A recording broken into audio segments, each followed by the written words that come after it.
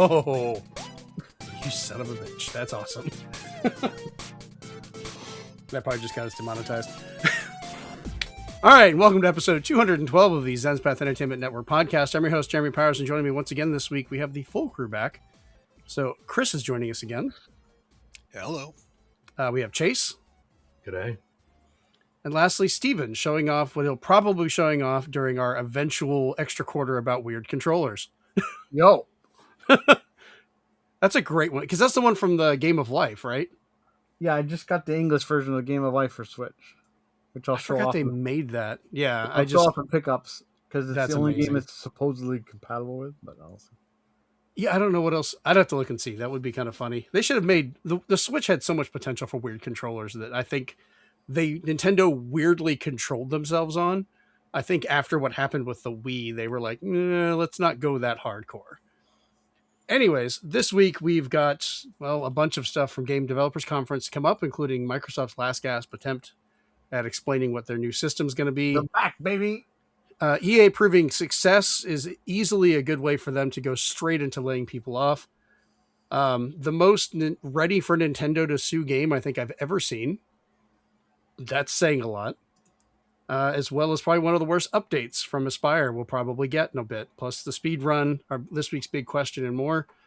But before we get into that, let's jump into what we've been doing.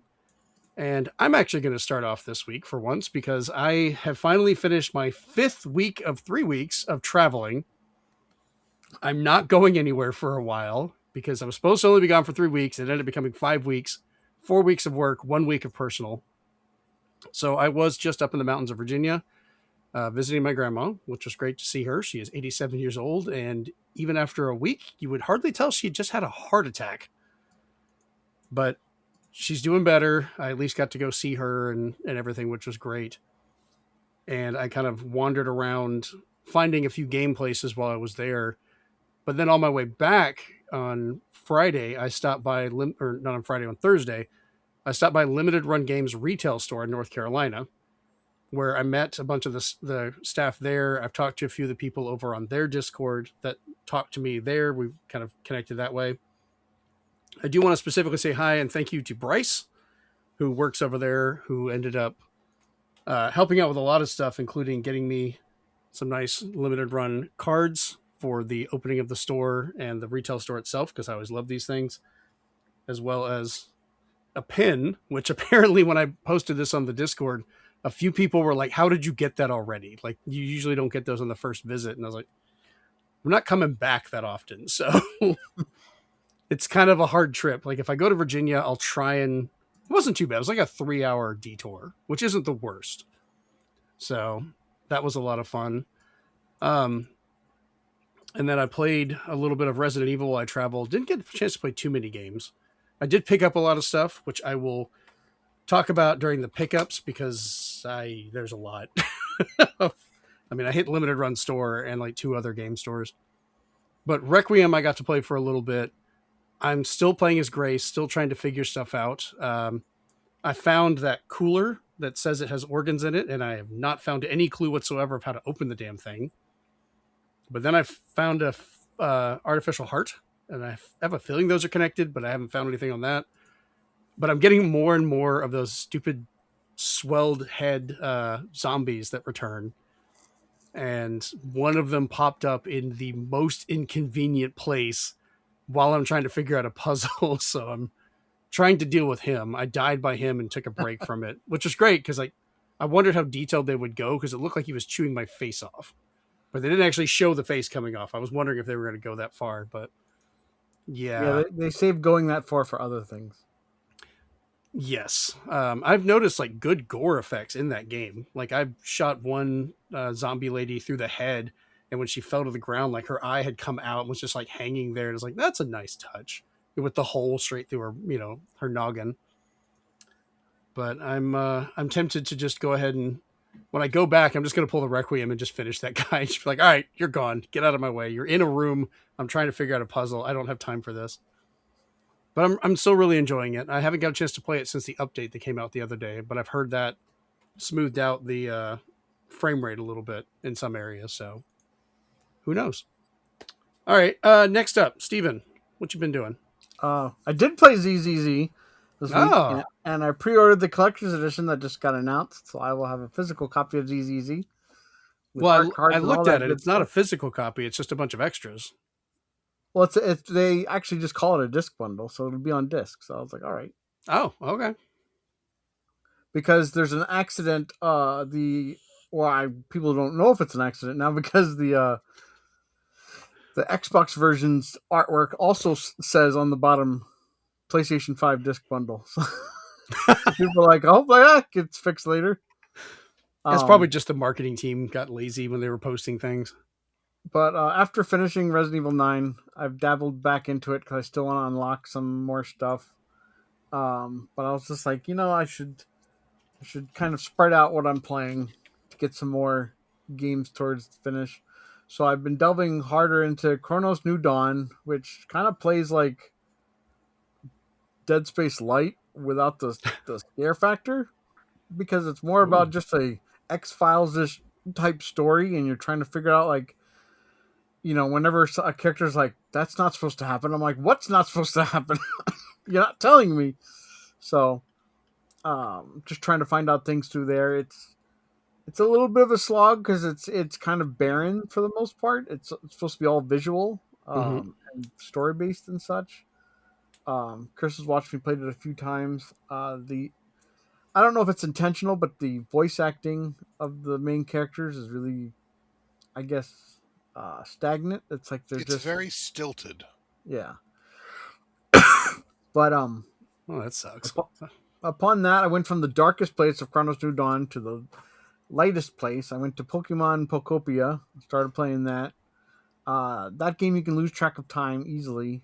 Luckily, when you have Pokemon build stuff for you, it'll say it'll be done by 7:52 p.m. and you're like, okay, so I can't rush through anything. I can't make them finish it. Some of the stuff you eventually find where you have to stop. So I was like, okay, that's kind of cool. You can still explore all you want. There's tons of stuff to figure out. But it's very personable because you don't usually hear Pokemon talk this way to you half the time, where they'll be like, "Yo," and "How's it going?" Um, Didn't they do that in some of the mystery dungeon titles though? they did, but they just weren't so laid back. This one, Oh, they okay. they, they all seem to have weird personalities. Because yes, they threw in some memes there where somebody's always too eager. There's a line from Charizard, not Charizard, Charmander, where he goes, "I threw up." So that's a Oh meme. yeah, I saw that. So there's funny ones like that. Um, I started dabbling in the 90 gig install and then playing Final Fantasy VII Remake Good on God. Switch 2. Man, you can't even tell you're playing on a Switch 2. It looks so good. I was just like, what did you do, Final Fantasy? It looks better than Resident Evil.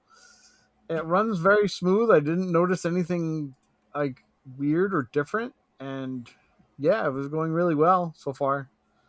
Um, and yeah, you can still play it classic turn based, or you can play it real time. So that's kind of a nice little touch Oh, okay, cool. that they've given you in that. And then lastly, um, with Mario Day just happened. That's the day they decided, oh, you can now get tickets. So that's when they started. The tickets started coming up everywhere. More merchandise started coming up everywhere. Basically, an expensive day all around. Um, but yeah, I'm set to go to the Alamo to see that because I want to know what they're going to include as kind of like their pre-roll. Will I get Nintendo commercials or something cool like that? It'd be nice.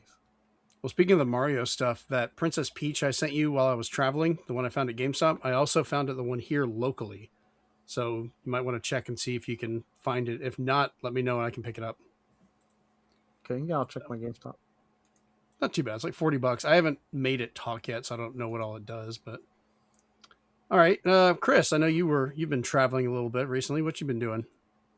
Yeah, I went out to see a few friends and, just Nice. some folks I haven't really caught up to in a while. Aside from that, on the plane, I played old Balatro versus new Balatro.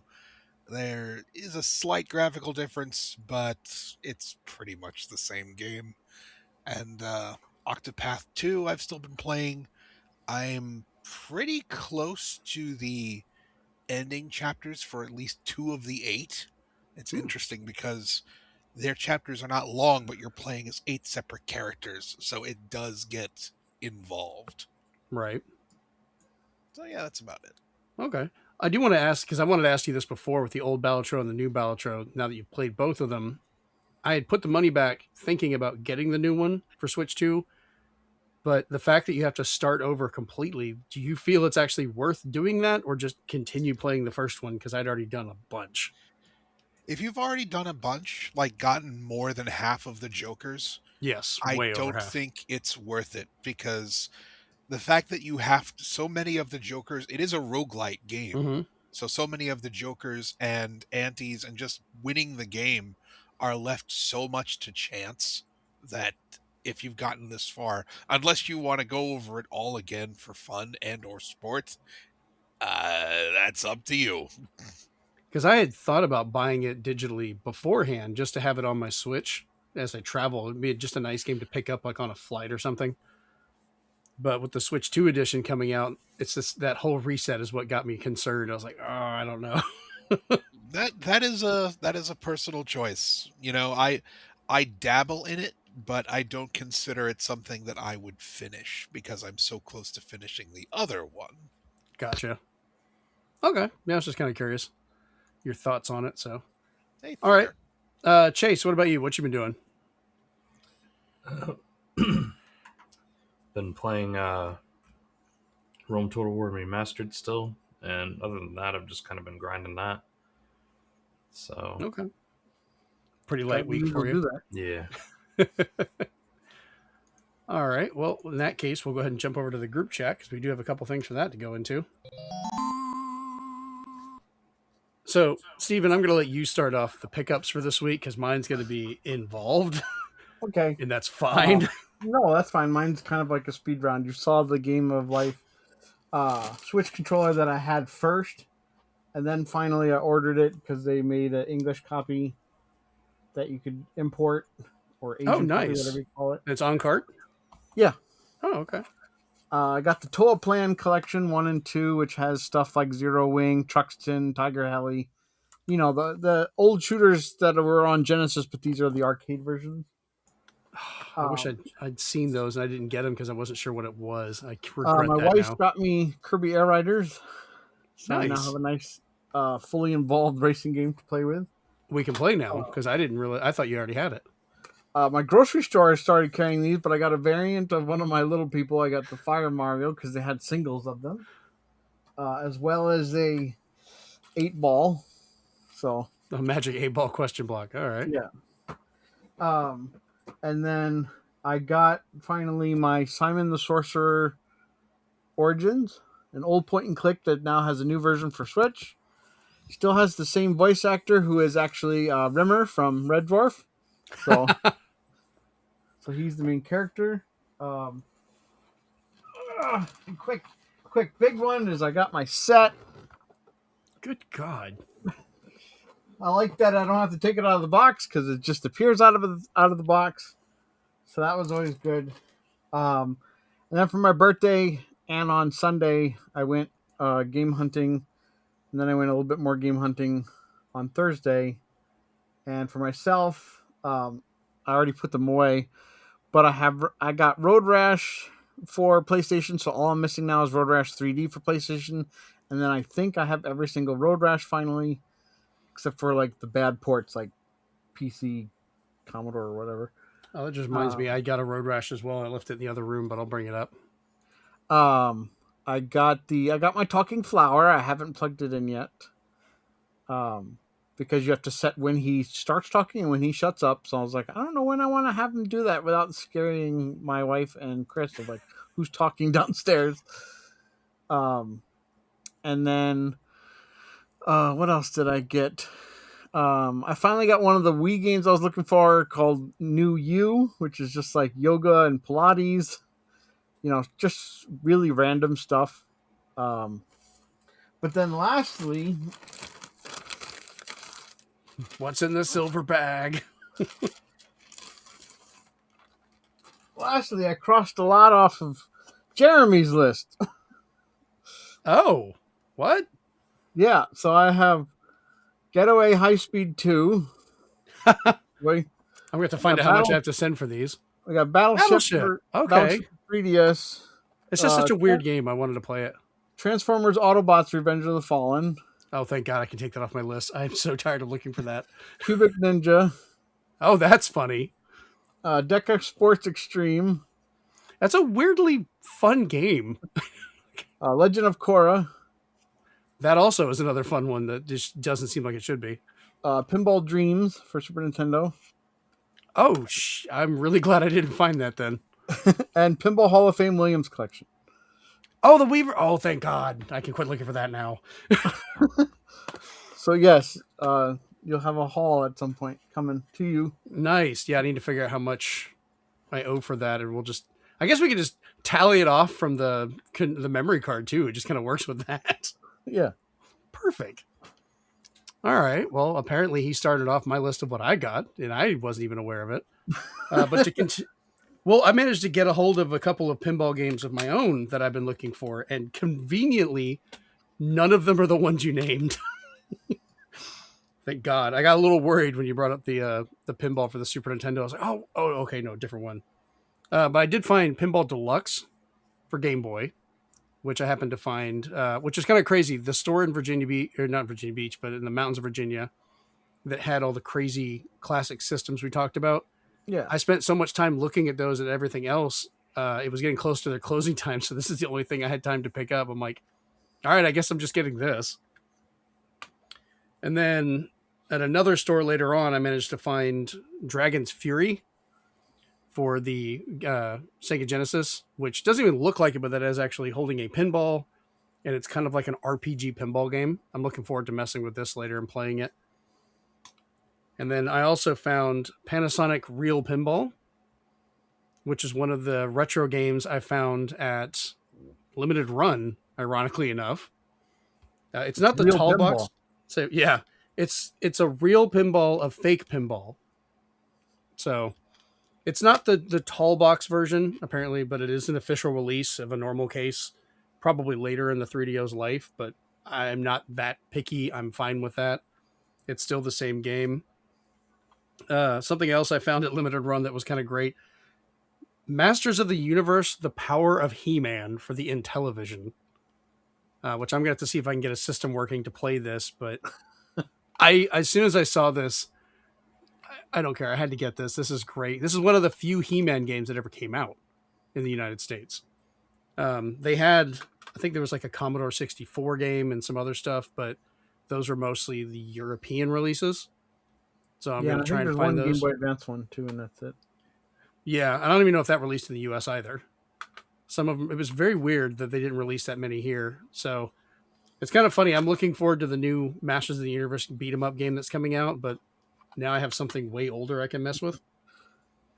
I inadvertently, and I don't know how, I guess when I went to pre-order this at the store, it got paid off thinking they were doing the amiibos. They didn't, but I have Monster Hunter Stories 3, which I know it's a keycard game, but they were like, well, it's already paid off.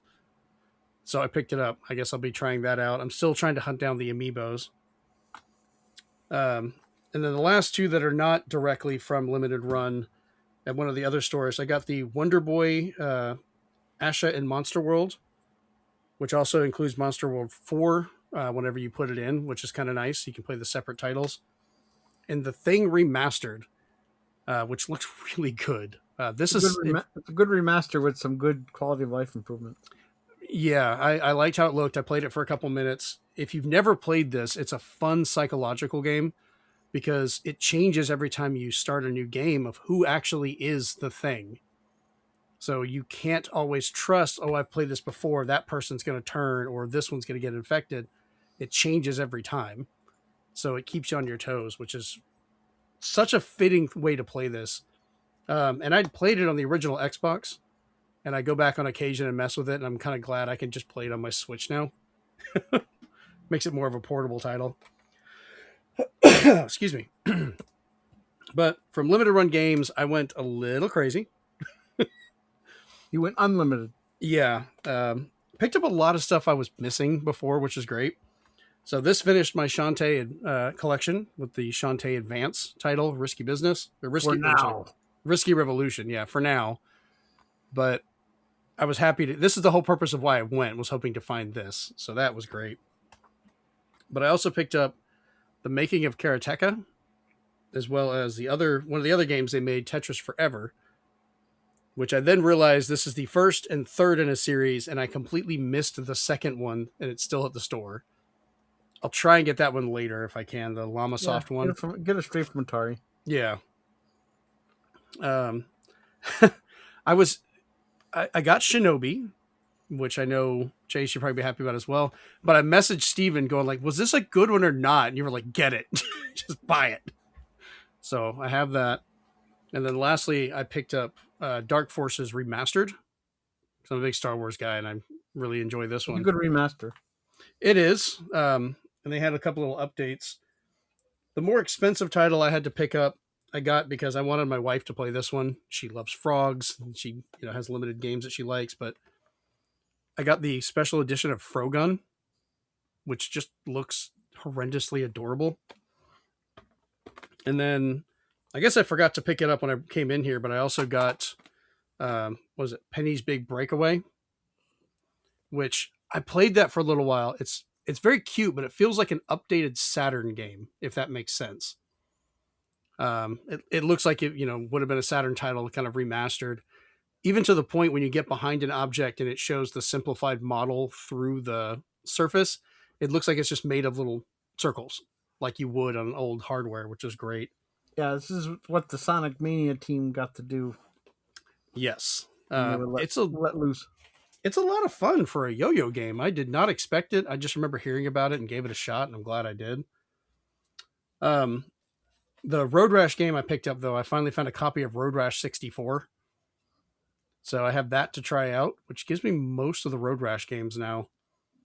And then the last thing, at one of the places I was looking at, they didn't have as many pinball games, but they had this, which is Alien Crush and Devil's Crush. It's a cassette tape of the music. And I just figured this was a weird addition, with my pinball collection. I was like, well, that's definitely odd. You don't normally get cassette tapes anymore. Yeah.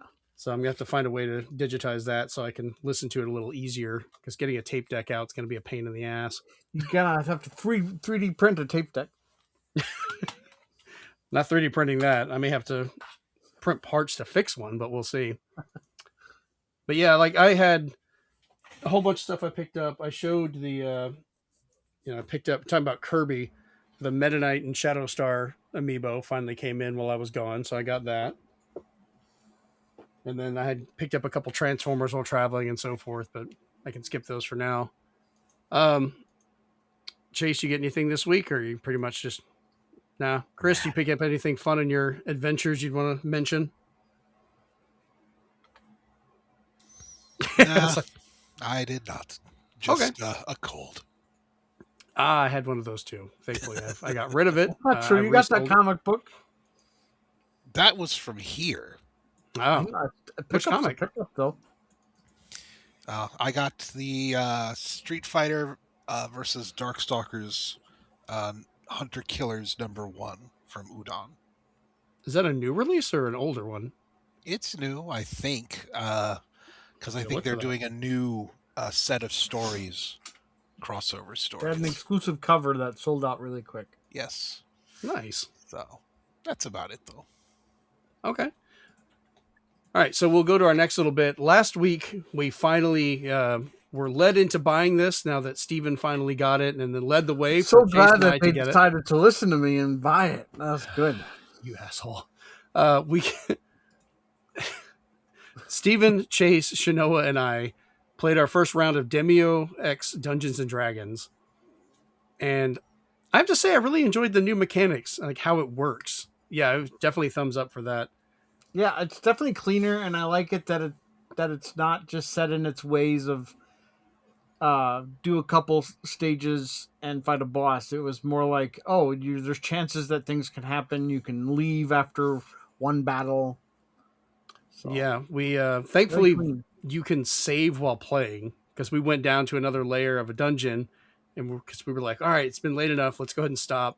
Because I think I was leaving No, I had somewhere I had to be the next morning, so I couldn't Well, stay we up too time late. traveled too because daylight savings time screwed us all up. It became 4 a.m. really fast. But we can pick up. We'll probably end up picking up hopefully tonight where we left off. And we can just jump right back into it, which is great. Yeah. It wasn't too bad. It was like what, $30 to buy it. Yeah. So if you've ever tried Demeo and you enjoyed it, definitely get the Dungeons and Dragons. I can see now why it's not an add-on for the original game, why they had to release it by itself, because it does drastically update many things. The It might be a hard the sell to your features. friends, but as soon as you describe them that you have the game, I think it'll be easy enough to convince them to get it. Chase, I say tonight, if he falls, we just leave him. We just walk away. Sorry, you were the first to fall. We can't take that away from you. You just stay there. I was the first to fall because after getting a bunch of criticals, I got basically, Christian, I rolled like a 1 and everything around me exploded and killed me. Awesome. That was an impressive amount of It was destruction. the worst miss ever because I hit a barrel which exploded another thing which hit poison, and then all the monsters were like, "Hey, you did this!" And suddenly I was the aggro. So I was like, "Okay." Bye. Yeah, I pissed off a bunch of bears during one encounter. Fun. Shanoa got an achievement for shooting me in the back of the head. Yeah. What'd you those do? Those critical misses are they're brutal. Yeah, she rolled basically a 1 and it spun around and just shot, and I happened to be there. It was like right in the back of my noggin. And she's like, I got an achievement. I was like, what the hell? Why didn't I get that achievement? I was the one shot. So we'll have to see how it goes. But I'm looking forward to playing it more. It's been a lot of fun. And it was nice having her back to play with us too, because I missed goofing off with her with the 4 of us. So Yeah. but any thoughts of it from you, Chase? Yeah, no, I think you guys pretty much covered it. I do like like what Swan said, I do like how you can go to an area, there might be a battle there, but then it's not like a 3-tiered thing. I like how they have like side objectives in this as well. So there's like side quests that you can complete. So you might end up revisiting an area later, just to go back and like, because like I think for one of the objectives we had to do to get like sheet music, and I think we had to get honey for another guy or syrup. So yeah, it was you had to find one guy's music sheets. The other guy just wanted syrup for his pancakes. Yeah, he really loves pancakes. I think I was weirdly obsessed with that. Yes, the Wolfman. But yeah, no, overall, I definitely think that if you like Demeo, I think you'd definitely like this game. It's got all the same mechanics as Demeo from like a gameplay perspective of the cards and the movement and all that. That's all going to feel familiar. But then it's just it's just another game. It's just more Demeo in a bit more detailed and story-driven world. And it's compatible with both VR and controller. Yep. Which works out great. It's definitely like a D&D light. So if you just want to play Dungeons and Dragons with people, but you don't want to set the whole thing up, it's kind of fun to jump into. There was, I think, 2 full campaigns that we're going through. I think you have to finish one or both of them before they have a bunch of single instances you can go into as well that are locked at the beginning. And then they've already said there's going to be more stuff coming. So I can see a lot of content being both freely released as well as probably paid release. When you make your character, you can kind of customize mostly color of how they look and a few little details here and there.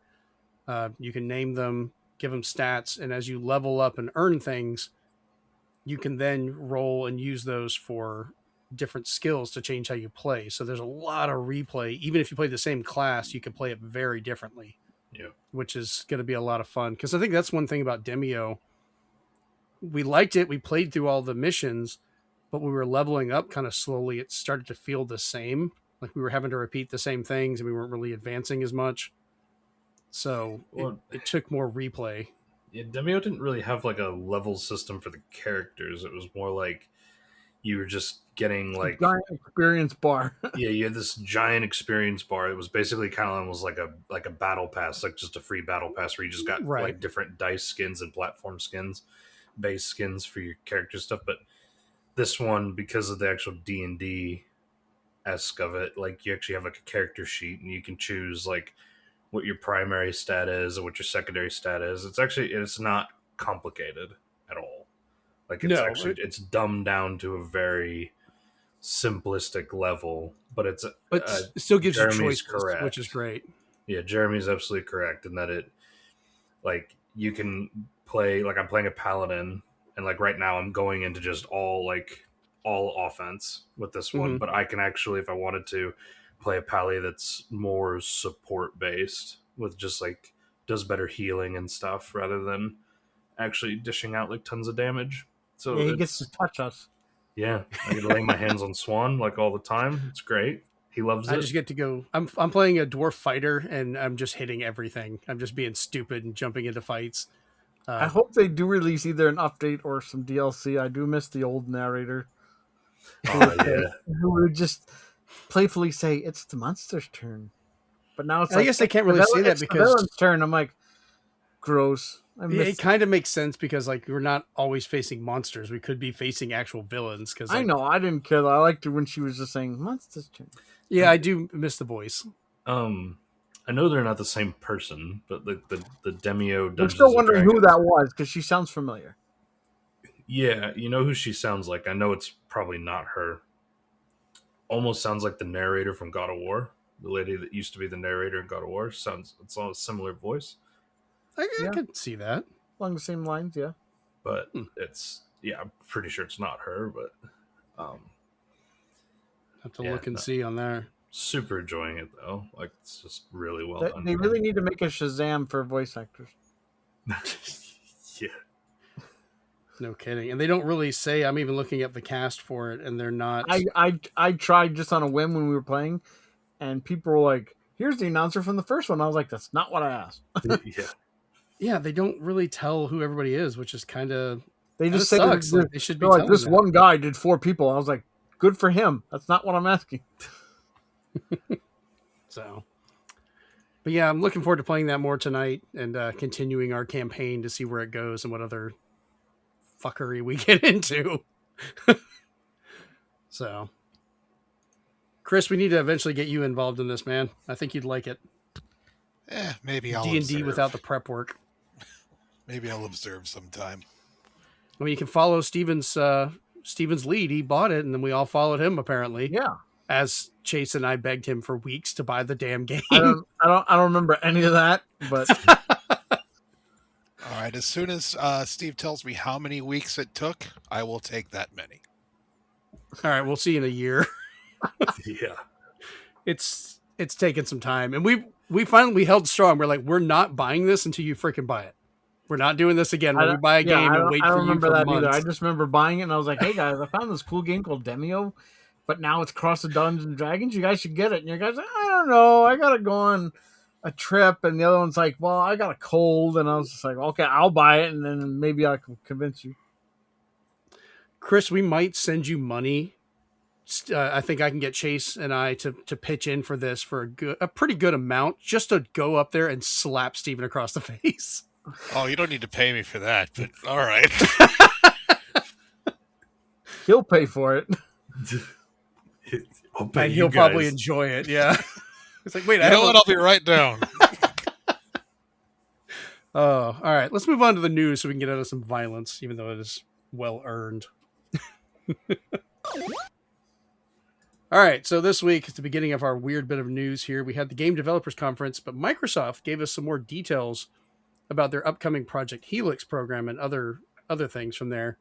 We mentioned Project Helix last week because they finally announced that it was coming out, but at GDC, they gave us some more details.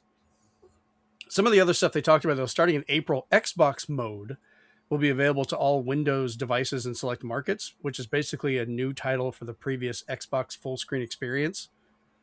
They cannot stick with a name very long, can they? Like, they've already changed the damn name before the whole program is released. So it seems Xbox is being tied now into all Windows PCs of some sort. So evolve or die. I mean, if it does legitimately make the PCs play games better with less resources, I would actually be okay with that. Like, I want the handhelds to boot right into it, but like, Chase, I know you do a lot with PC as well. If you had to boot into this, but it gave you at least a little bit of an enhancement to what you're playing, would you take that extra step? No, yeah, if it was objectively better, Yeah. and if it made improvements, then I would be absolutely hands down all for it. Which means it probably won't, because Microsoft Yeah. does not know what they're doing recently. Exactly, that's the problem. I want to know if it would let Steven have better textures at all in Toxic Commandos. Like that would be the true test of getting PC. I just want to run that again and see if it gives you anything. Be like, oh, you have shadows. Like you were honestly surprised we had shadows. I just want to run that game again at some point. I keep thinking about that game. Yeah, when does it come out? I forgot. Hold off It's until already it out. gets cheaper. Came out on the 12th. I know, Okay. but hold off till it gets cheaper. Yeah, I kind of agree. Shut up. We're playing You Demeo. bought Tokyo Scramble full price. Don't tell us when we wait for a No, sale. I couldn't convince you guys to buy that, so I was like, I'm going to buy Demeo as well and see if It's maybe called they'll play that. self-preservation. I'm not paying for that shit. Yeah, I'm not gonna. I knew that shit was like worse than fucking Code Violet dumpster fire. I literally spent money. money on a cassette tape of pinball music, a cassette tape in the year of our Lord 2026, and I still think I made a better investment. I don't even have a tape player right now that works. Anyways, moving on from that. They went into details about Project Helix itself, saying it'll be pushing a partnership with AMD using, quote, FSR Next, which I guess is their new rendering pipeline for that. Fisser. It's still better than Pisser. It's just they scratched out the P and made FSR. AMD is providing a custom AMD SoC, or system on a chip, that is co-designed with the new versions of DirectX and FSR to deliver what they say as an order of magnitude leap in ray tracing performance and capability, integrates intelligence directly into the graphics and compute pipeline, and drives meaningful gains in efficiency, scale, and visual ambition. Wow, it's like what they call AI. Yeah, that was a word salad for sure. So get your dressing ready and have something to eat. I have no idea if any of this is going to actually come to be. It's going to be a while before we hear anything, though, because the alpha versions of the hardware will not be going out to developers until 2027. So right now, it is quite literally just a pipe dream. So, do you guys have any thoughts about Project Helix? Hearing this little bit of new news, possibly, or are we all still kind of? We're going to see a lot of stupid tech demos that'll going to wow people for no reason. That's true. Should be at least some kind of update or something. All right. The next thing they talked about, though, was kind of interesting, is backwards compatibility is becoming game preservation. You clap. I'm a little concerned before. Let's get into details before you celebrate this, because I am cautious. Xbox VP Jason Ronald, which if you're wondering which one that is, go back to any of the documentaries and stuff talking about how they built Xbox. This is the bald dude with the big beard. He always seemed kind of neat, but it's still him, and he's still got that beard. I am impressed. Anyways, he stated, quote, as part of our 25th anniversary later this year, the game preservation team will release some iconic games from the past that are now going to be able to be played in entirely new ways. We have no idea what that means. They were very, very vague about it. That can mean the most innocent of things, though, because when they released, I forget what they call it, but when they released all those computer games that I can play on my Xbox, which in fact still works with the standard Game Pass subscription, so I can still play like Space Quest and Willy Beamish and all these other games. And some of it, you're like, wait, how do you play that? Some of those need keyboards, and entirely new ways mean I'm playing with a on-screen keyboard on my Xbox. So that could mean an entirely new way to them. Who knows? I mean, that seems like it would have been great if, remember the Xbox 360? I think Xbox One may have eventually got one, the keyboard you could attach to the bottom. Like, bring that back. That would be perfect for this. Yeah, that was a great keyboard. Yeah, the keyboard that attaches to the controller does not work with those 6 games. Such a missed opportunity. But we have no word on what titles, or if this will just be a push for their AI compatibility that they went over like a lead balloon last year. where they were trying to say they could use AI to make a game work and couldn't actually make it work. And I hope that just died. I don't want that coming back. Others worry this may be a push for streaming, kind of like how PlayStation 5 currently plays PlayStation 3 games. So it's preservation in air quotes, but you're likely streaming the titles. Because there's that one company that you pay either a flat fee or you pay a monthly fee, and you can just play tons and tons and tons and tons of classic games on Xbox and PlayStation. Okay. Which, works out pretty well, but it is a streaming platform, so I don't know if they'll do that because it'll cut into what they already have on their system, though. Yeah, I'm hoping for something more native running, which would be kind of nice.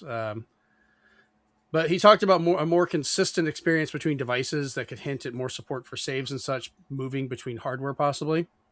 So some people are wondering if this could be like a Xbox emulation setup for PC, and that's where it is, where you could kind of put the disc in and play it on your devices, or maybe taking a more general term of backward compatibility where like, all right, your Xbox Helix or your PC can play any of the previous games, be it Xbox 360 or Xbox One or Series, but it's just kind of a general emulation, which is kind of like what Switch 2 does with Switch 1 games, where there's kind of a list of compatibilities, but you just put the game in and it works.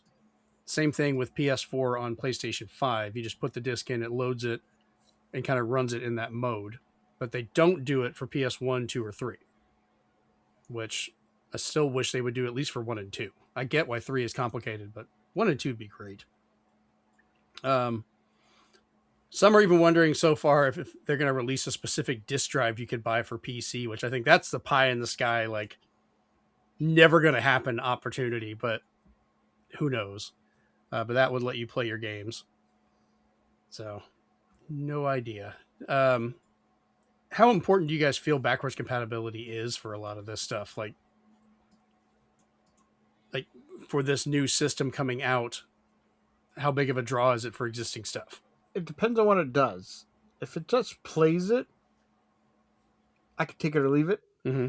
But it was such a boon for Switch 2, PlayStation 5, and Series X to be like, oh, these old games we've given them a facelift or we've given them a boost because they already had unlocked frame rate. Mm-hmm. They're taking existing coding and they're just overclocking it, so to speak, without actually overclocking it.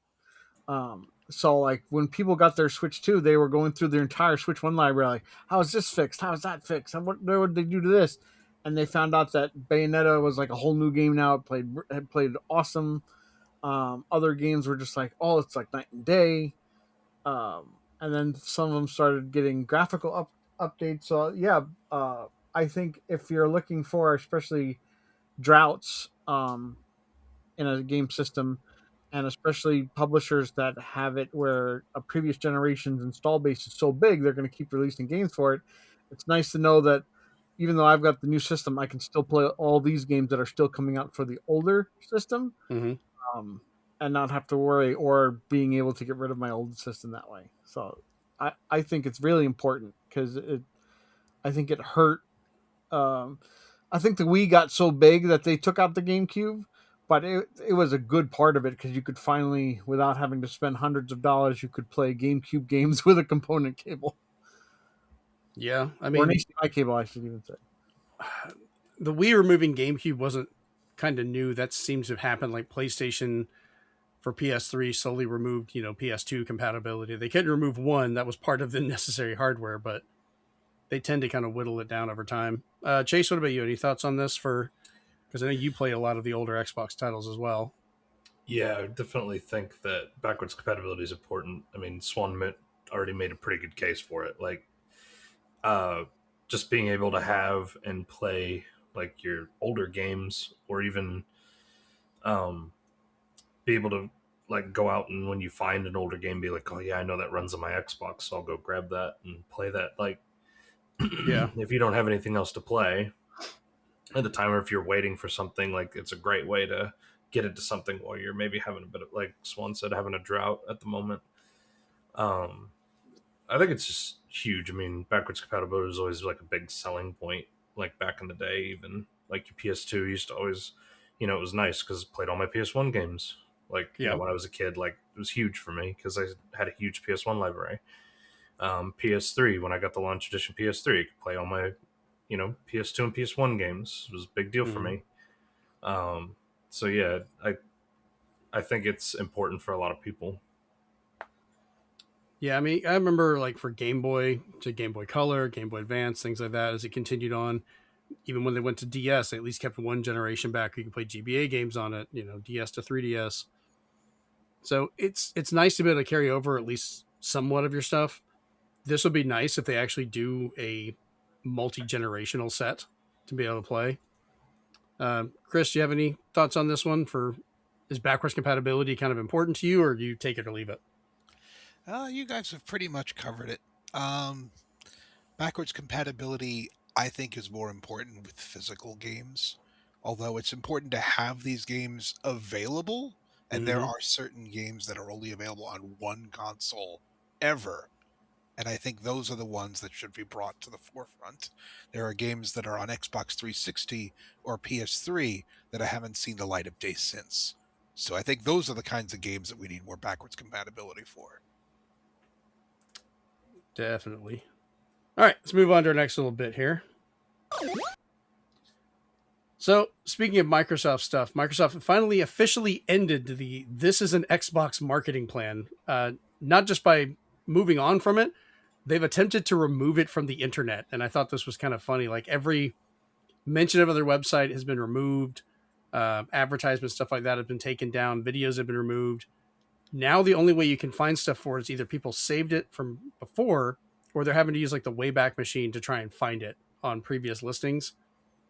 Um, but it's kind of come to light ever since the leaving of the previous management groups with Phil and Sarah Bond and stuff. But people were not happy in the company about this whole push because they felt it diminished the work that they were doing on the hardware and the Xbox platform itself, and almost felt kind of like they were poking fun at their work. It also led to a lot of confusion to people because, as much as people joked about, oh, this is an Xbox, they were legit trying to figure out what actually was an Xbox, like what could play it, what could not play it. And I don't know, it was just such a weird way to take that entire campaign, which there's also people thinking that's part of why Sarah Bond got booted. It's her idea. Yeah, that, they were having Phil Spencer retire, and instead of Sarah Bond taking over, they decided to just clean house and remove her from it as well. So, like, you're an ex-employee. Like, Wait, so this isn't an Xbox? No, that's an ex-Kleenex. yeah, I know it's got an X in it, which is confusing.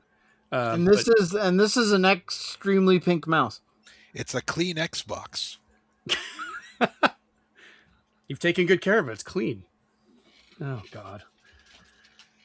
Yeah, I just thought this was kind of funny because this is one of those marketing deals that just went over so badly.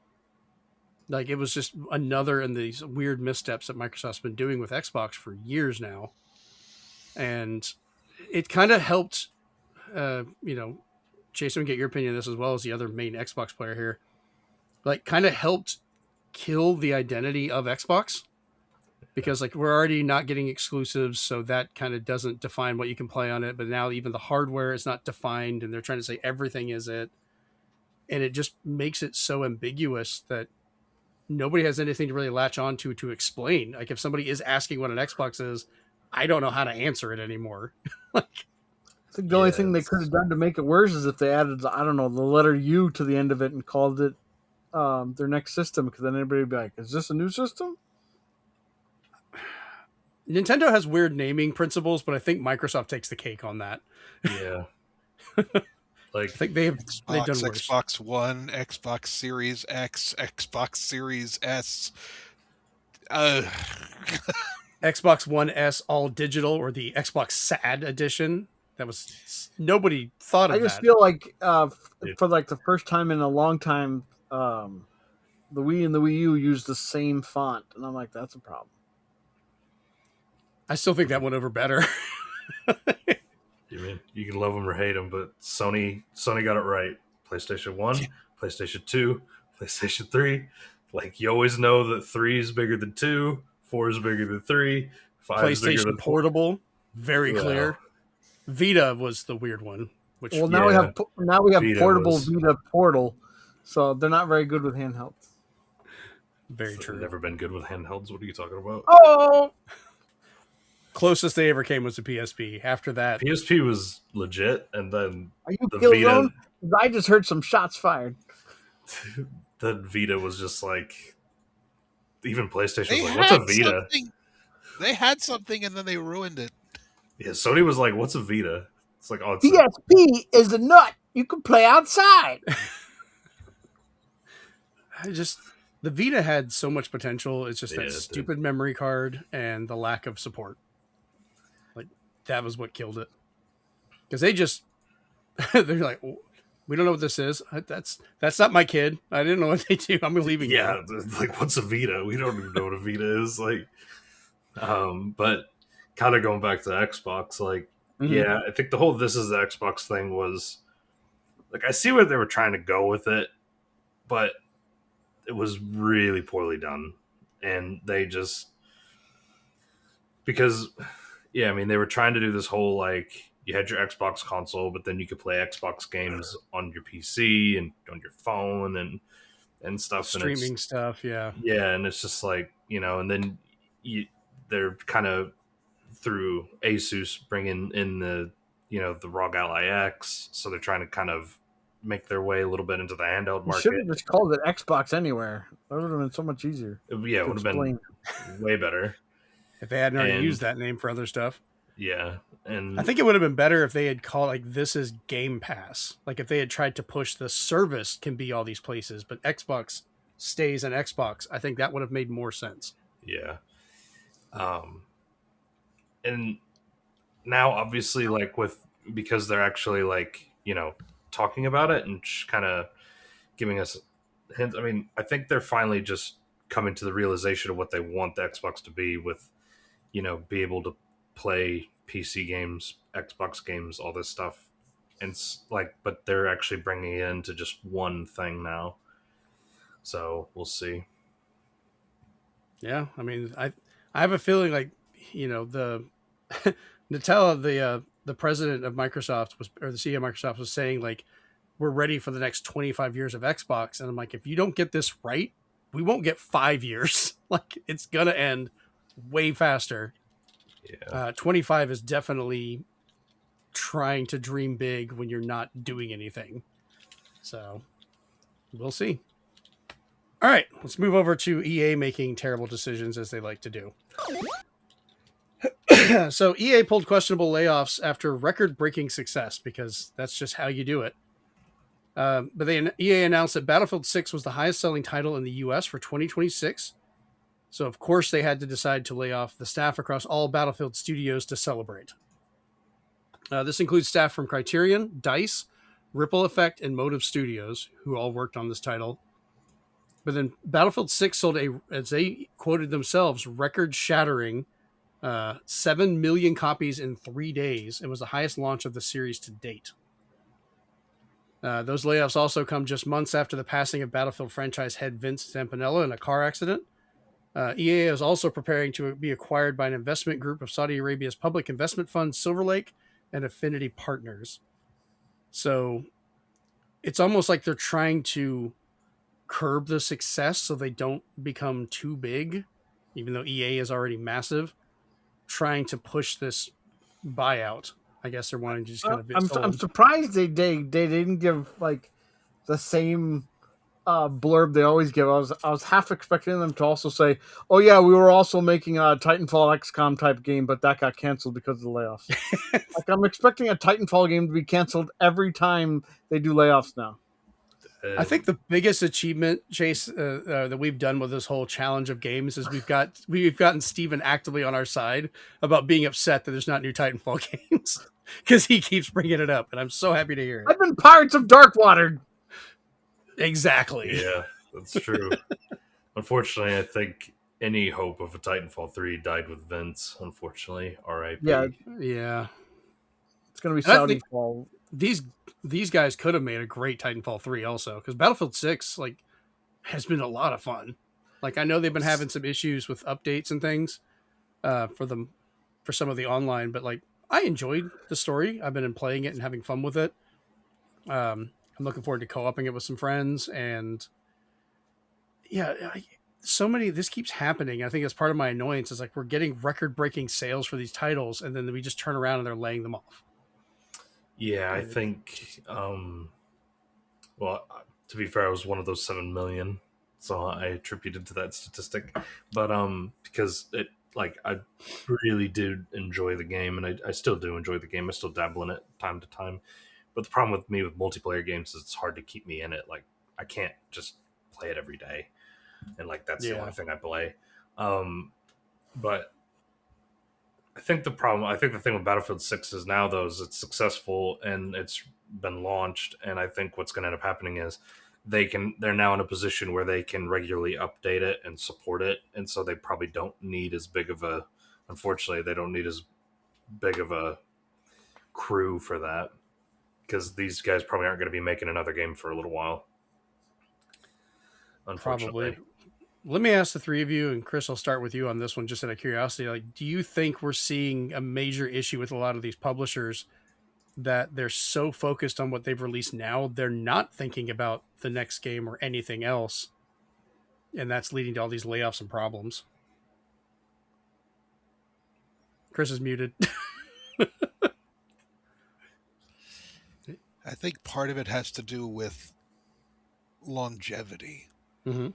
So many games now have been, how to put this, they've depended on the live service model for so long, patching, adding, and just kind of building upon what was originally made, that the idea of making something completely new from scratch is an alien concept to a lot of publishers. They'd rather just take what's there and keep building and building and building until they have no choice. Okay. Steven, what about you? Any thoughts on it? I feel if you're going to have a game that's going to get eventually new content, or have what they call seasons or battle passes in their own way, I feel at this point now, in order to keep people engrossed in the games, is you kind of need, kind of like what Saber did and said, this is our plan, this is our outlook for the next 12 months. Yeah, this is our roadmap, because what EA and obviously even like places like Epic and Fortnite, it's not enough for people to just own the game, own a battle pass. It's concurrent players for something like this. So even though you sell 7 million copies, if you only have 1 million people actually playing actively online, and at the same time you only have maybe 100,000, that looks horrible next to like how many people were playing Resident Evil 9, how many people are playing Slay the Spire 2, who are playing even Eugenics. They're playing all these other AA or indie games. There's a lot more people playing those than they are the shooters, and that pisses off the bigwigs, that pisses off the shareholders, and we're like, sorry, we'll fire people to save some money, because we're not gripping the players and keeping with them. Like Arc Raiders probably still has more people playing online than Battlefield 6 does. The thing with the games that you mentioned, though, those are games that have a definitive ending or a definitive play style. They're not meant to be constantly grabbing you and pulling you back. You don't have to be with other people to play a lot of the games that people are playing, at least in terms of, you know what else it is, actually? The gacha mechanic and FOMO. Those two are causing a lot of problems. Basically, anything that makes a player have to come back instead of making them want to come back is devastating the gaming industry.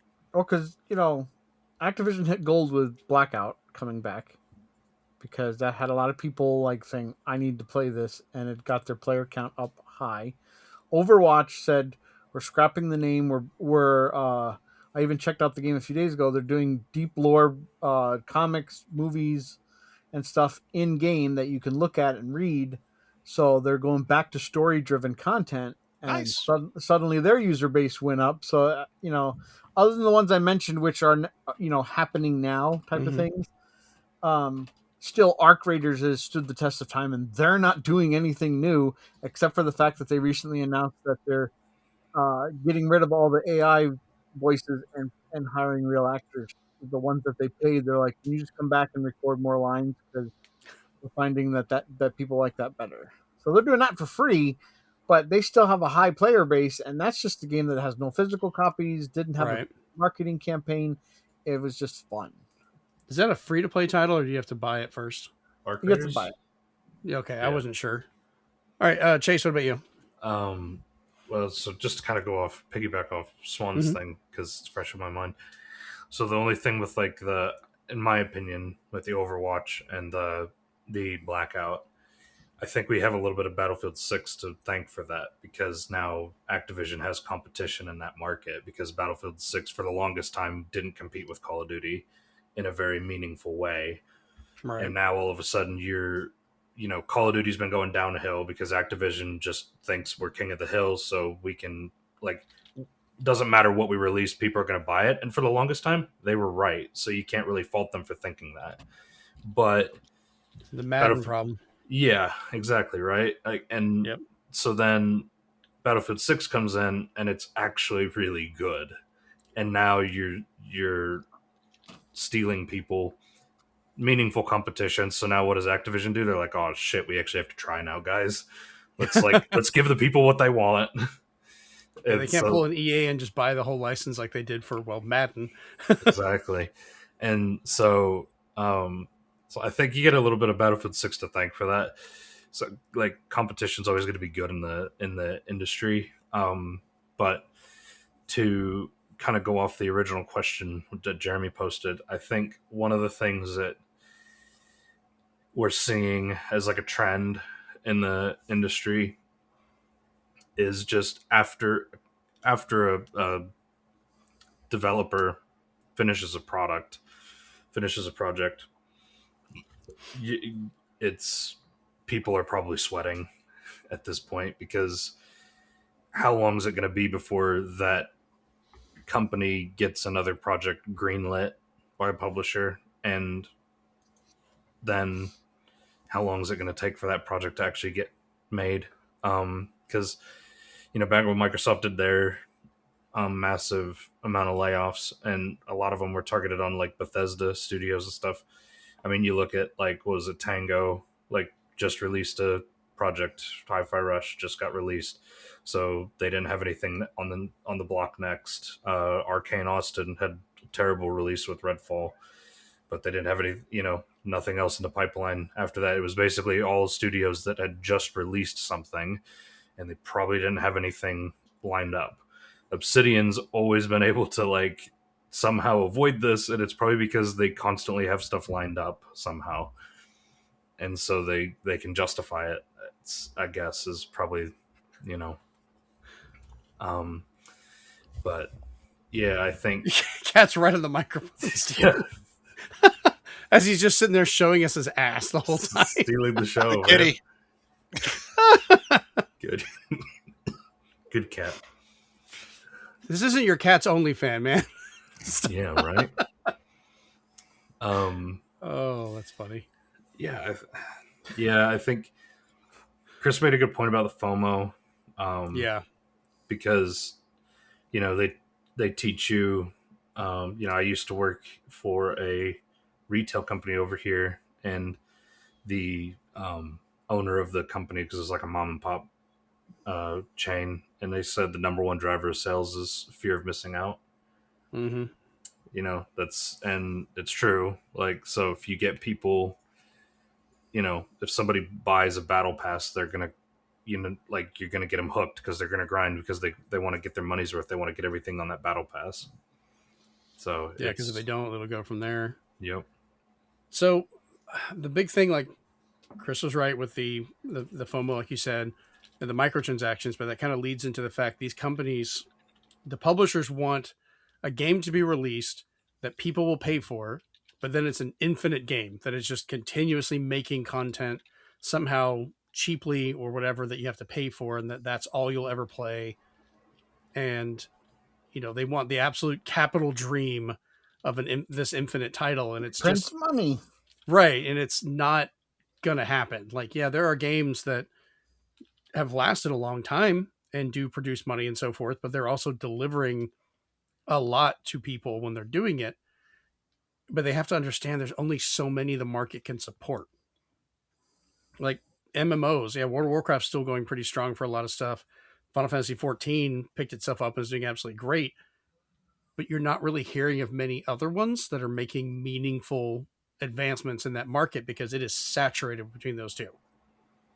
Shooters, tends to come down to, like you said, Call of Duty, Battlefield, Arc Raiders, stuff like that. Overwatch, I haven't turned on in literally years. I have no idea what they've done. Like, they messed up so bad with Overwatch 2 and then taking away the ability to play Overwatch 1. I just stopped playing it. Like, that was not doing anything. Seems like maybe I should try and boot it up and see what happens, but maybe too little too late at this point. I have so many other things to play that they're just out. And EA, has been that for a while, where they want everyone to only play their stuff. Once again, we said with Madden, they finally got competition, which should have made them better. But instead, they threw their money around and bought the entire freaking license for decades. Like, God, they have not had competition on that since the PlayStation 2. That was over 20-something years ago. In EA's defense with that one, I think the NFL themselves actually kind of thought it'd be better to just sell the license to one person as well. So I think it was a merging of the two in that regard. It wasn't all of them. Yeah, I remember same issue. Yeah, other football games that were being made that I'm not even a big sports guy, but like the 2K series, I actually Really had fun good. with them. I actually bought them. 2K Game Day, yep, they were good. Yeah, and that was just kind of a whole thing from that. And it always kind of feels like that competition is needed because like they didn't release football on the Switch, so nobody did. There wasn't like they boycotted the Dreamcast, so Sega made their own and made good competition. They were able to do their own title. But now if they did that, like on the Switch, nobody could make a football game, at least not an official one, so you just didn't have it. And then when they did release one for Switch 2, they half-assed it because they were like, where else are you going to go? We don't have to put the work into this. Here's your game, buy it, play it, and deal with it. And that's not benefiting anybody. So, I don't know. But, all right. So, talking about innovating and making new games, let's go to the most copyright game I think I've ever seen. So, Steven, I think you posted this trailer or this announcement on Discord, and I looked at it and just it broke my brain. On the cake would have been if they had pronounced the title like Pikmon or something like that. Yeah, if they'd actually said the words, I think it would have just broken everything. If they said it in a high-pitched voice and showed a little leaf creature saying Pikmon. Yeah, it got worse because I think what was my response to this? I said this was one of the most blatant bullshit trailers I think I've ever seen. Because I don't think any of this trailer is real. It's all CG or AI or a combination, because the more I look at it, the worse it gets. Like, I find weird clipping artifacts and other things happening. So Pikmon, Pickmon, which is probably pronounced like that. This is like they're just trying to get all these companies to sue them. And I actually think their theory might be if we steal from everybody, will be covered because everyone will be arguing over who gets to sue us first. Because there's bits of Overwatch, there's Breath of the Wild, Pokemon, Pal World. Like, somehow what people think is a ripoff of Pokemon, they've managed to rip that off along with more Pokemon. One of my favorite comments under the trailer, though, was someone said, quote, "This is like the Avengers Endgame of copyright theft." Like, they've called everybody and they're like, how much more could you get? Chase, Chris, have y'all watched the trailer for this yet? Just for fun? No. I'm not dignifying it with a watch. Yeah. Part of me is like, I don't know if I want to give it a watch. To be fair. not only have I watched it a few times, and I was traveling, so I watched it on my phone. I got home today, watched it on my computer, and then watched it at a quarter speed because I was like, "How bad is this?" And I noticed it just kept adding more and more terrible things in here. Don't worry, it's coming to consoles. Yeah, no problems there. Yeah, Put it next. I love the fact that they probably won't be able to release. As a side note, they probably won't be able to release it digitally because latest things from developers said that Nintendo has been a little bit more cautious with their Switch 2 releases because they don't want AI slop. So even though a developer who made Dusk, he has dev kits, they've been very nice to him. He's got a 120 frame version of Dusk ready to go, and Nintendo's just like, we're still reviewing it because they're making sure it's not just like an asset flip, a cash grab. And even though it's Dusk, so people trust them and people like them, he's like, I'm still happy that they're just taking some of the extra time to look through it. I'm hoping if that keeps the store a little better. I mean, we'll have to see how it goes. But at the end of the trailer, it announces it's coming to Steam, and then underneath it claim as future release plan for Nintendo Switch 1, not Switch 2, and PlayStation. And then I love the fact that I looked at it. The developers are called Network Go. Okay, that's fine. And then Pokegame is the other developer. So you've already got Pokegame and Pikmon. So if you mix that up, you've already got Pokemon right in there. They're probably like Dumbass and Dumas. They're probably like, no, it's Networgo and Pokegame. Yeah, Pokegame. So don't call it something it's not. Yeah, don't call it an original title. The main character shown during the trailer is wearing a very Link-styled blue tunic to the point that I had people thinking this was Breath of the Wild when they saw screenshots from it. Well, at least he's not floating with a thing, is he? Oh, wait. Yeah, there's a blatant part where he's just falling out of the sky like Tears of the Kingdom and then calls in one of these little... I keep wanting to say Pokemon. I know it's not. Whatever the creatures are. And gliding off with it.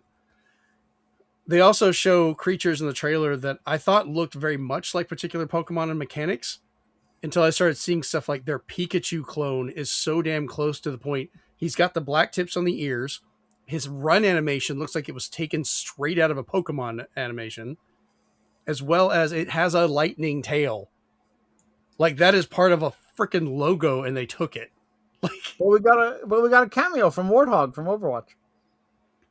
Yeah, one of the enemies is pretty much just the model of Roadhog. Had his tattoos taken off, and they made sure his gas mask only has a filter on one side. They took the other one off, so totally legally different. It's just a very Snorthog. Yeah. Oh god, it got worse the more I looked at it. Like I even found shit like they had a WD-40 can in there for God's sakes. Like one of the creatures is working on something with a freaking WD-40 can just sitting there, and I'm like, what have you not stolen from? It's the newest collab. Yeah. They have the Miradon motorcycle basically from Pokemon Scarlet and Violet, where they have you go sliding in, it does the Akira slide, which is fine. So many people have copied the Akira slide. It's a style, whatever. Apparently the clothing the character's wearing is taken from Splatoon. Some people pointed that out. Then the bike changed into a creature that looked like it was ripped right out of Kamen Rider. So it's almost like we should have had a contest of how many things we could pick out of it and see who found the most. I should have put down like a gift card. Be like, all right, let's see what you can find. This would have been really fun.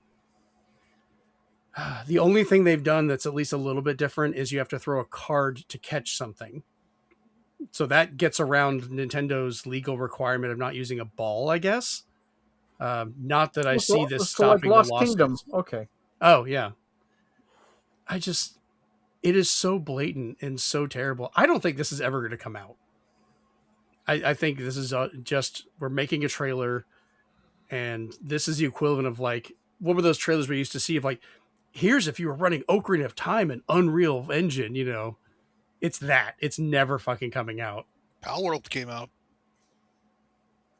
Fuck. Could we actually see Nintendo and the Pal World people suing over this because they're watch, both blatantly ripped off. To watch Power World sue somebody for ripping them off. We're just like, what world do we live in? I will love if Power World sues them because they need more money to pay Nintendo for copying them. So it's like so it's like a gaming human centipede of all this regurgitated shit. That would be great. I would have to just do let them fight. Just let that meme go. Yeah. This is why we need new content. Yeah, I just this kind of reminds me, like we saw the Winds and Waves trailer for Pokemon before, and apparently like Digital Foundry was just saying like it looks technically competent. It's like that was a pretty good improvement. Like you're talking that's fine, whatever, but like then they were all happy about like Pal World, and I'm like, none of this is going to go over well. So yeah, I just had to mention that and get some laughs because that was fucking terrible. Go back and watch it. I know it adds to their view. I don't care. It's a different because it's not even their trailer. It's like an indie group that you posted from, Steven. Yeah, support their legal fund. Well, at least watch their video. Right. The views of this don't go to the developer. It goes to whatever that other indie channel is, and I'm like, whatever, I'll take it. So, yeah, it's bad. I'm gonna keep posting shit in Discord later because I keep finding things. So just get ready for that. Well, can't get worse than that, right? Oh yeah. So let's jump over to our next one of Tomb Raider 1 through 3 Remastered. Will be receiving a free Switch 2 update, Sweet. which on March 18th, which is going to make the game even worse. Because I was kind of excited about this. And then Steven reminded me, no, you can't have nice things. So the game with this will now run at 1440p 60 hertz while docked and 1080p 120 hertz in handheld, with a challenge mode and some new costumes being added as well. And I was like, that's a what great more could you ask update. for? Yeah, right, that's what else could you want, Jeremy? That's a good free update. And Steven's like, no, fuck your fun. Because here's what you get. Members of the team from Saber who made the collection have stated they did not work on this update at all. And it's been found to contain AI-generated costumes, introduces a bunch of bugs, and doesn't add any of the improvements from the 4, 5, and 6 remasters that we got. It's just Aspyr pushing a cheap update for the Switch 2 and mobile versions. And what makes it worse is if you have this game and you try playing it on Switch 2, we don't know yet, and we'll know on the 18th what happens, but it may be a mandatory update. So you may not be able to get around this, which means this update will make your game run worse and include content you may not want. So I may have to end up playing these on an older Switch that I keep offline just to avoid this, which means I get none of the Switch 2 updates. There's already people telling Aspyr, please don't touch Legacy of Kain. No shit. They already have. I'm about to say, didn't they already delay like with another free update saying we're adding more stuff like a challenge mode, but then suddenly everything's AI generated. No, yeah. I was say if you're hoping they don't touch it, I hate to tell you they already have, but if they at least leave it the way it is, because it's actually a good one.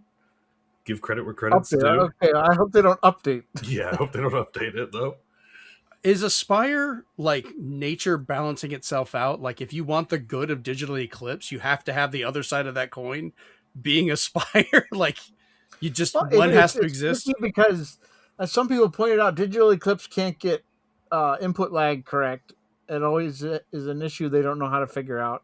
But they're really good at making a comprehensive collections. Right. And then you have Aspyr, which is just like, flip it and chip it. And then sometimes they're like, we just promised something we can't do. We're not adding that DLC to Knights of the Republic 2. We're sorry we promised that. And we're gonna add stuff to Tomb Raider. You're gonna be excited. But they're not doing it. We got some guy we got some tech bro who said he can do it in 5 minutes with a few prompts. So we're gonna let him do it. Well, what's the other studio? Not Deep Dive, but Night Dive Studios. Maybe that's a better other flip of the coin because Night Dive does amazing work. Yeah, we have Aspyr. Whatever they've touched has just gotten glowing reviews. So right now they're the new gold standard for when something gets revived. They just announced that ZEN was coming to consoles, so that's a great boon for people who like shooters. Because even like when I was messing around with the thing remastered when I booted it up on my Switch and I saw their logo pop up, I immediately felt better about how this game was going to run. I was like, oh, thank God, somebody competent is actually messing with this with Night Dive. Yeah, Night Dive are great. Yeah, I just.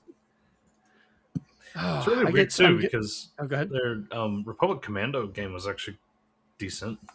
I think it had some issues, but I think it was actually like it was still decent. Well, yeah, some of them were fine because they didn't promise anything more. Yeah, they just but those are like, just straight people were ports. confused that when they were like, "Oh, we're gonna release the Force Unleashed," and it's like, that's the Wii version. Why? Yeah. Why isn't it the 360 version? At least. So yeah, we need more Night Dive and less Aspyr. They went full Aspyr. You never go full Aspyr. Yeah, they got too cocky.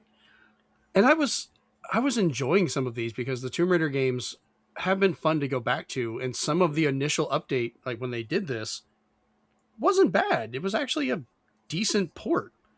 And it's like they just can't help themselves. They have to go in and just mess it up as best they can. So I like how Saber just like distanced himself from it as fast as they could, though. Dude's like, we had nothing to do with this, all right? Don't look at me! Yeah, don't you dare put that on our name. You put some respect on our name. We put out good shit now. I think this is going to make the physical copies more expensive in the long run, just because people will try and get a hold of it to play it without whatever these updates are that are being forced, which that's going to be fun future markets for that. So, yeah. All right, let's move over to the speedrun where maybe things are better. No, they're not. Well, there's one good thing. Actually, two things. There you go. So the first run of counterfeit Switch 2 Joy-Cons have started to hit the market. Things to look out for, just so you're aware, that they are noticeably lighter, like 15-20% lighter in weight, as well as they lack the optical sensor for mouse mode.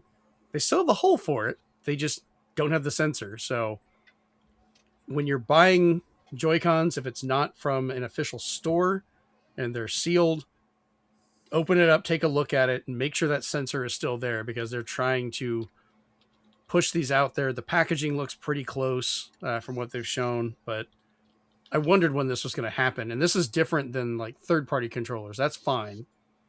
I'm sure there'll be third-party ones eventually that don't have mouse mode, so forth, but these are just straight-up counterfeits. So try and avoid those. WarioWare director Goro Abe has retired from Nintendo after being with the company since 1999. He worked on Wario Land 4 as a programmer and then went on to basically work on just the WarioWare series for the rest of his years. He was the chief director of many of the titles in that series as well. And the fun thing is he's going to be taking a professorship at Osaka Electrocommunication University. And he'll be working on the new games and for social design department with an intent for game-related research and game production. So, Chris, I was kind of curious your thoughts on this one because I know you are a big Wario guy with us as well. Of what you think of this guy's work over the years. I've enjoyed it. I don't know how WarioWare is going to go from here or what this means for Nintendo. They might actually feel that the series is played out at this point, or they just don't think they need it now. So who knows? This might be another Alpha Dream kind of thing where we get a big key person leaving and then they try making a game and it ends up being terrible. Because Brothership, oh boy, Brothership was bad. I enjoyed Brothership. It just lasted way too long. Like it just kind of overstayed its welcome. Yes, that's one problem with Brothership. But we can have a whole discussion on that one. Yeah, so I think,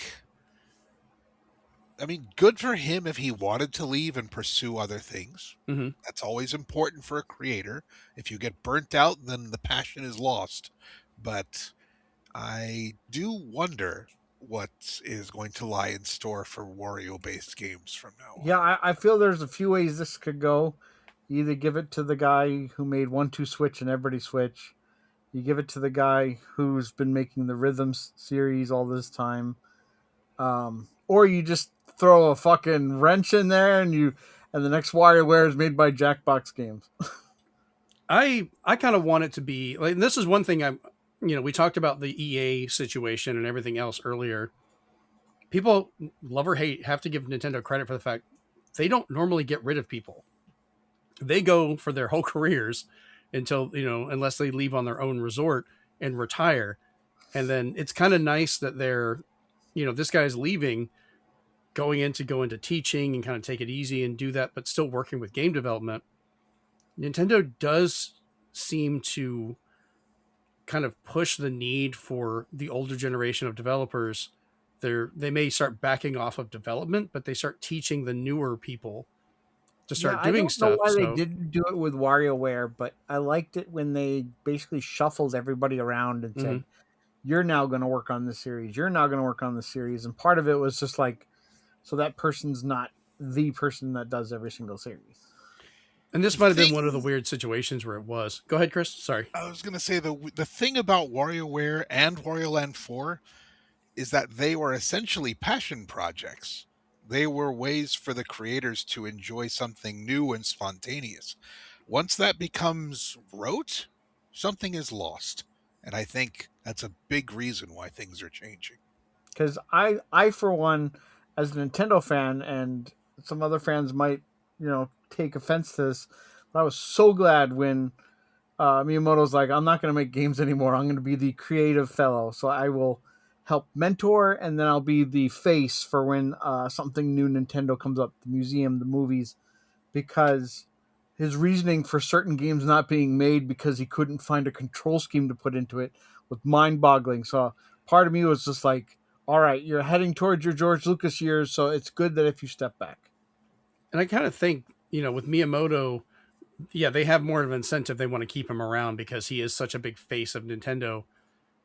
But they're letting him move in to do the movies and things like that, which, for Abe, he could have just been, hey, I want to teach. And if they didn't have a spot at Nintendo where he could really do that, that might have been why they parted ways on, it seems like, on pretty good terms. And he gets to go pretty much probably pick wherever he wants to teach. Like, they're getting someone from Nintendo with that long of a, with decades of work there. They want to spread that knowledge. But I kind of want to see somebody new take over for WarioWare, which I know is risky, but then, that's how we got like Mario Wonder. That's a newer generation taking on Mario, and I really like what they did. And I like the fact that they're not stagnant. Like, we're talking about after, Zampanella died in a car wreck. Well, this series may never happen again because he's not there to push it, or it's affecting Battlefield. Because it almost seems like he kind of locked in and they weren't really teaching other people to do this or to carry it on, which a lot of the other publishers and developers don't keep people around. They make the game, fire everybody, and then they'll restock if they decide to make something else, and you're just starting over from scratch every time. We've talked about this before. Nintendo finishes a project, people get spread around to everything else and helps with those, and it just makes everything better. And you don't lose any of the people or any of the experience. So, yeah, we'll see. I mean, Chris, if a new WarioWare or Wario game was announced, would you at least be hopeful, given he might have trained some of his staff, depending on who's in it, or would you kind of rather them retire it and be done with it? I'd still try it. I would scrutinize the hell out of it. And that's fair. And I don't... Wario World 2. Well, and if that means we get treasure back, sure. So, let me ask you this, with that regards, okay, Mario and Luigi Brothership, yes, we both agree was rough. But I think they were solid for a lot of the stuff they did. If they made another one, do you think you would give it a shot to see if maybe they'll learn from their mistakes and improve? Because everybody has to start somewhere and kind of pick it up and figure out how to make it their own. I'm kind of wondering if that'll happen with maybe a WarioWare. It's hard when you got rid of Alpha Dream, though. Yeah, no, I agree. That's definitely a weird one. But well, okay. With Brothership, I don't think I would get the next one. I'd wait for a review. Okay, that's fair. And for a new Wario, I would try it, or at least look at the demo and see if they're trying something interesting with it. Because to be fair, Demo the would be good. Wario formula has gotten stale. And I think that's one of the biggest problems. I still love it, but not many do. Yeah, because the most Wario I've seen is like he shows up as one of the main antagonists in the tennis game, and like he's very cookie cutter for his style. It's not like he's fine for playing as, but like in the story, you could very easily have just swapped him and Waluigi out for other characters. I think they're being very careful with a lot of Mario properties these days. Okay. I think that might be because of the movie's interpretation, Mm-hmm. or the fact that who knows? They're just trying to branch out and go into other games. Zelda's pretty big these days, but Yeah, because if we don't eventually get Danny DeVito voicing Wario, I'm gonna riot. who knows? I don't think he'll do it, but all right. We could have almost made that whole section an actual news story. Next up, we have the Seventh Guest Remake is coming in 2026 for PS5, Series X and S, PC, and Switch. Weirdly not listed for Switch 2 because it feels like this would be like the perfect mouse mode game. Do we know if it's Screaming Villains, the guys who released all the other FMV games on Switch and stuff? Well, no, this is rebuilt from the ground up. They're not taking it. They're using like a volumetric camera trick apparently for the people, the ghosts that are in the game. They've rebuilt everything in 3D and you can kind of explore it. So Same actors?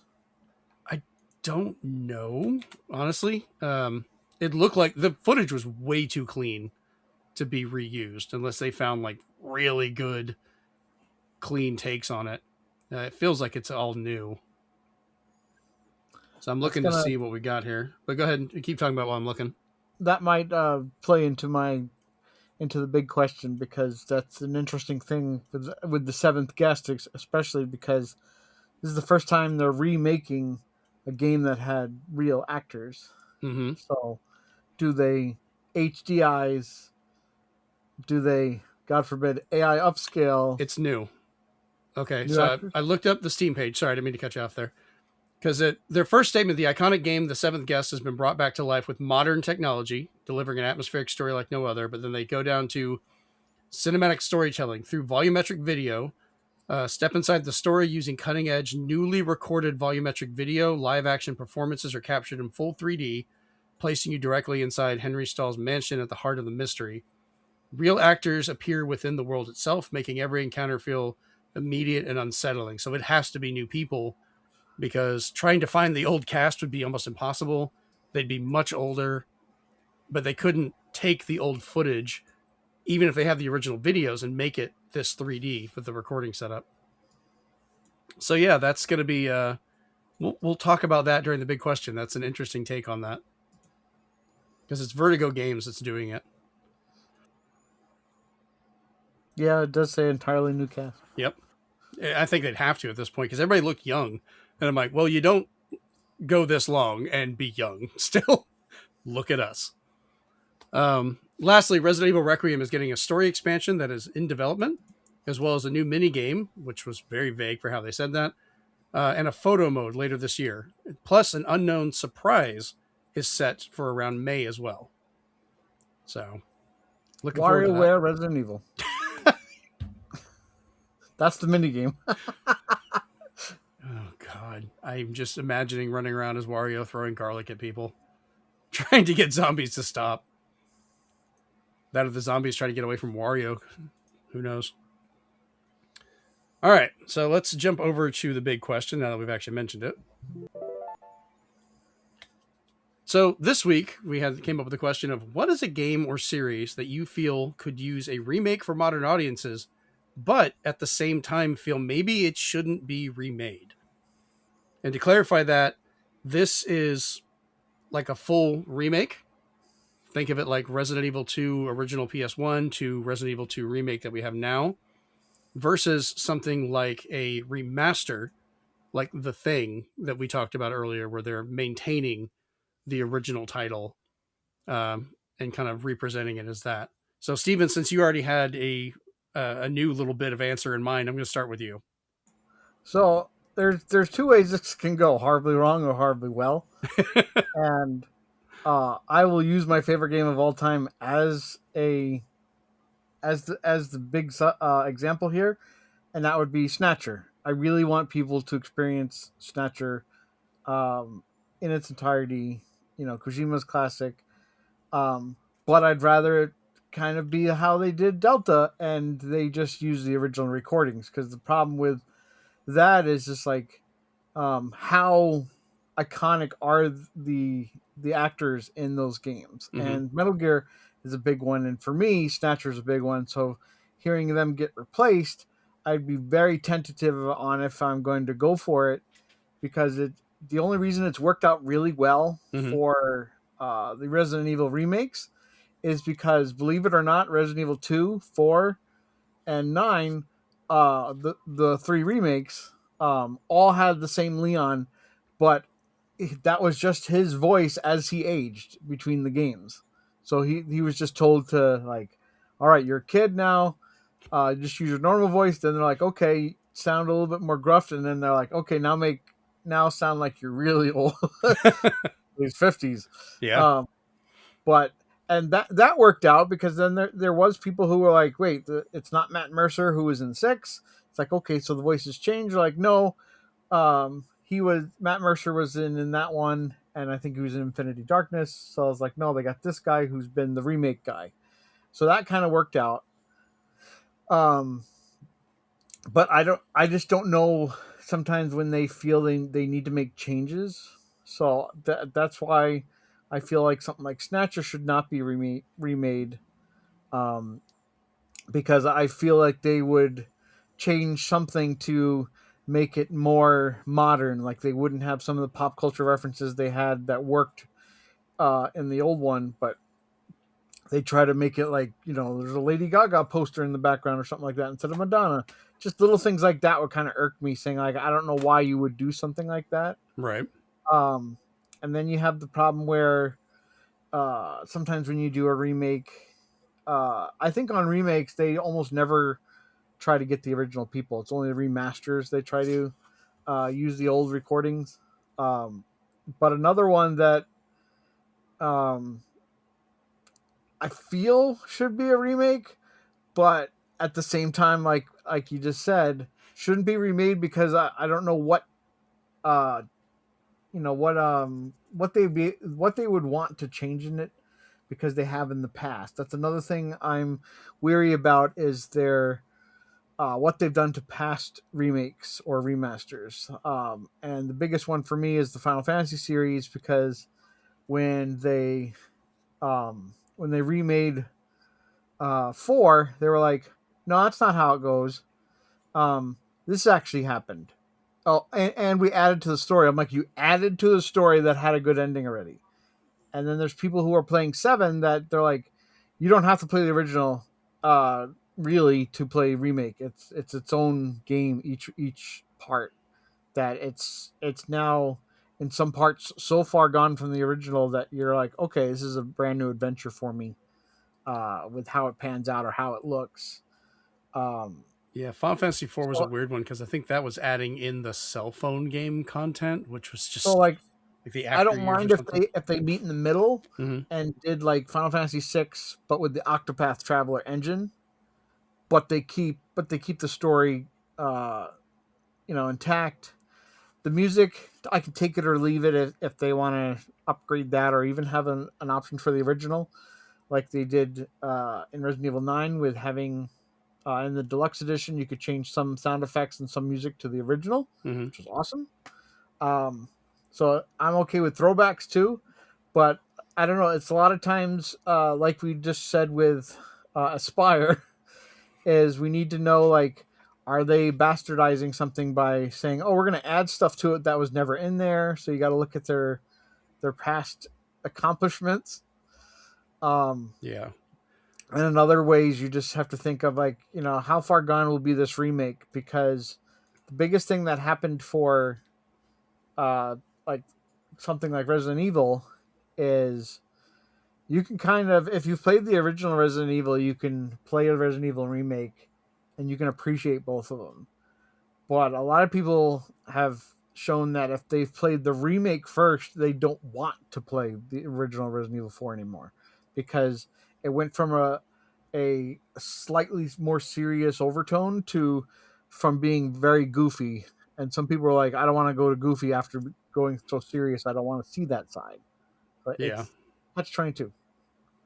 Okay. So I think it sounds almost like for you, like with Snatcher, you would rather have like a digital Eclipse take on it, where maybe it has like you can play the different versions brought over, and if they do that, maybe they have like a newer enhanced version that you can like they did with the Atari games. Like they're here for I wouldn't fun, but even. I don't the even other need a ones are there. collection. I just, I could take something like that just has just the game. Doesn't even have to be physical. Mhm. I just want to be able to play it again, have the music, and that's it. It could, if if you're listening, Hamster Archives, just do it, and that's it. For sure. All right, Chris, what about you? So this is kind of weird because I don't know if this would count as a remake, a remaster, or a reimagining, but Okay. Persona 3 to 5 have become such mainstays of the genre, and they like Persona 5 so much that they refuse to make another one.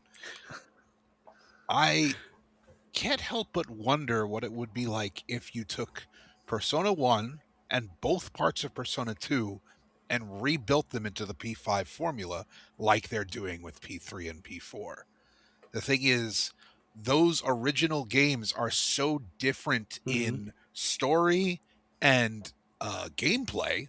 They're basically isometric games a la Disgaea Right. instead of, dungeon runners. I almost wonder if that's the only way that modern audiences can appreciate the birth of the Persona series. But at the same time, I think it would suck. I feel like the first two Personas have the same issue that Mother 3 does, where there's so much pop culture references that they don't think could be done nowadays. You think so? Because I know the first two Personas, one of them has like Hitler with sunglasses on. Yeah, that's true. I mean, that was the big one, and it was still taboo back then. So, right. And when it got translated here, they literally changed the race of one of the characters. So it's just like, how are you going to contend with that now when you make a modern one? Okay, I think that was due to corporate meddling. I think they decided, okay, there aren't enough diverse American characters in this game, and we need to make it cool for, Americans to play it. I think now with Persona 3 to 5 made in wholly Japanese, environments, I think they could take the original characters from 1 and 2 and not have to futz with them the way they did back then. Fair enough. Yeah, that's a series. Those early games, every time I've tried to look back at them, they do seem way more, not in a bad way, but just like more cumbersome to kind of get into. Because, I mean, everything was kind of clunky back then to begin with. Yeah, well, a lot of Japanese RPGs back in the day were more cumbersome because they were made for computer players who are much more patient and are willing to grind for hours and hours and hours, that kind of thing. A lot of JRPGs, the older ones, require much more time. And Shin Megami Tensei and Persona are considered some of the hardest games out there. So think of that. Because Persona 1, if I remember correctly, that was the one that was like first person, almost maze-like as you're going through. Yep, like the and first that Phantasy was the same Star. thing. Yeah, that was like Phantasy Star, correct? Yeah. And like the original Megami Tensei. That was also the way it was played. And that recent Virtual Boy game they added to the Nintendo Switch Online that still makes no sense. It is so weird to play. I'm sure somebody will come up with a translation that you can play like a walkthrough as you're going through. As you're putting your head in it, pull out, look, pull it back. Oh, that's going to cause a headache. All right. Chase, what about you? What's your thoughts on this one? So, I had to think about this one for a sec. But technically it's already been announced, but it's actually one of the first ones that come to mind is actually God of War. I'm like really iffy on this God of War remake. No, that's legit. Like, I never said it had to be made or not. I'm just like, I'm glad TC Carson's back. Like they've said some of the right things then, but it's just like I really hope that it's just like I just want the Greek games off of their systems onto a more available hardware. What I don't want them to do is be like, oh, we're gonna take this like the new engine and remake the fucking Greek games with like the new Norse engine. Don't Like, do that. if you change that, I'm going to riot. Because God of War, you need, for specifically those first ones, you need that pulled back open view as you're taking on things coming in and fighting at a more 360-degree angle. Yeah, I really hope that they don't change the actual like core gameplay of the game, because just like what you did in that game where you were just mowing through people, solving puzzles, like all of it was just great. Like the formula fit really well. So and you would be more comfortable if they just updated the remastered collection. Honestly, to be fair, if they would just do a remaster, slap a new coat of paint on it, maybe re-record some lines with TC Carson, just so that way that dude gets a check, I'm fine with it. I would actually be totally fine with it. But when they say remake, now you've got me worried, because what are you remaking? Well, that also brings up like the debate people have had. Like, if you did a remaster, the content is what the content was. They probably keep that all as it is, versus doing a remake. Then, like the whole scene of him finding the woman and everything that goes on with that. Everyone who's played the PS2 one knows what I'm talking about. Oh yeah, that game that lives on forever. Being removed. However, what recently came to light when they were asking and talking to the old team. Yeah, I saw that. As they said, all those scenes were written by women. So it's not like some guy's like, dude, I got this really sweaty, sexy scene I can think of. No, I was just like, they put it together saying like he needs to let off steam somehow. Yeah. It's not even so much of like who made it. It's kind of like a societal look at it. Like, is Sony in their place now going to do that? Because there's going to be groups that are going to be upset about it if they do it. But there's also going to be groups that are upset if they don't. So which one do they want to deal with? That was surprising to hear, because I was just like, that's something they definitely kept a secret at the time because they didn't want to piss off the MTV crowd. But no, that was cool. For sure. It was like hearing that the what do you call it? That the boss was voiced by the Little Mermaid. So yeah, and it's actually segue into that. That was my other answer. Two was because the other one that came to mind was Metal Gear Solid. Like, I'm happy 3 is getting off the 4 is getting off the PS3. Really happy for that. Right. But I've been liking what they're doing, where it's just the actual games. Like, that's another one that I wouldn't want it to be remade, because to be fair, like, honestly, if somebody tried to remake that game, like, you're gonna fuck the story up, and the story's so fucked up it's good. Like, I love the fact that we've all somewhat forgotten it has already been remade. Twin Snakes, baby. Yeah, that we don't talk about that. All right, like Twin Snakes is a perfect example of why you don't remake that game. It was also made by a completely different team, because it was the Eternal Darkness team instead. Yeah, which is really funny because I was going to mention one of their games. So yeah, go ahead. Yeah, like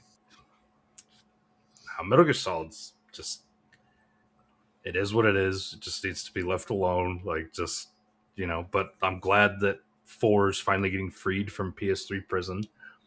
Mm-hmm. So, like, remake Survive. There you go. Yeah, there you go. I've never even touched that game. First never even played that game. I tried a demo. It's fucking terrible. I bought it for $7. You spent too much. I wouldn't even like. I think I've seen that title come up in debates of people that are like, I've collected the whole Metal Gear collection. Like, do you have that one? No. They just don't admit it's there. It's not happening. It's kind of like you don't see it out there anymore, but I still want to find it because there is single player content. I want to see if I can find a copy of Resident Evil Operation Raccoon City.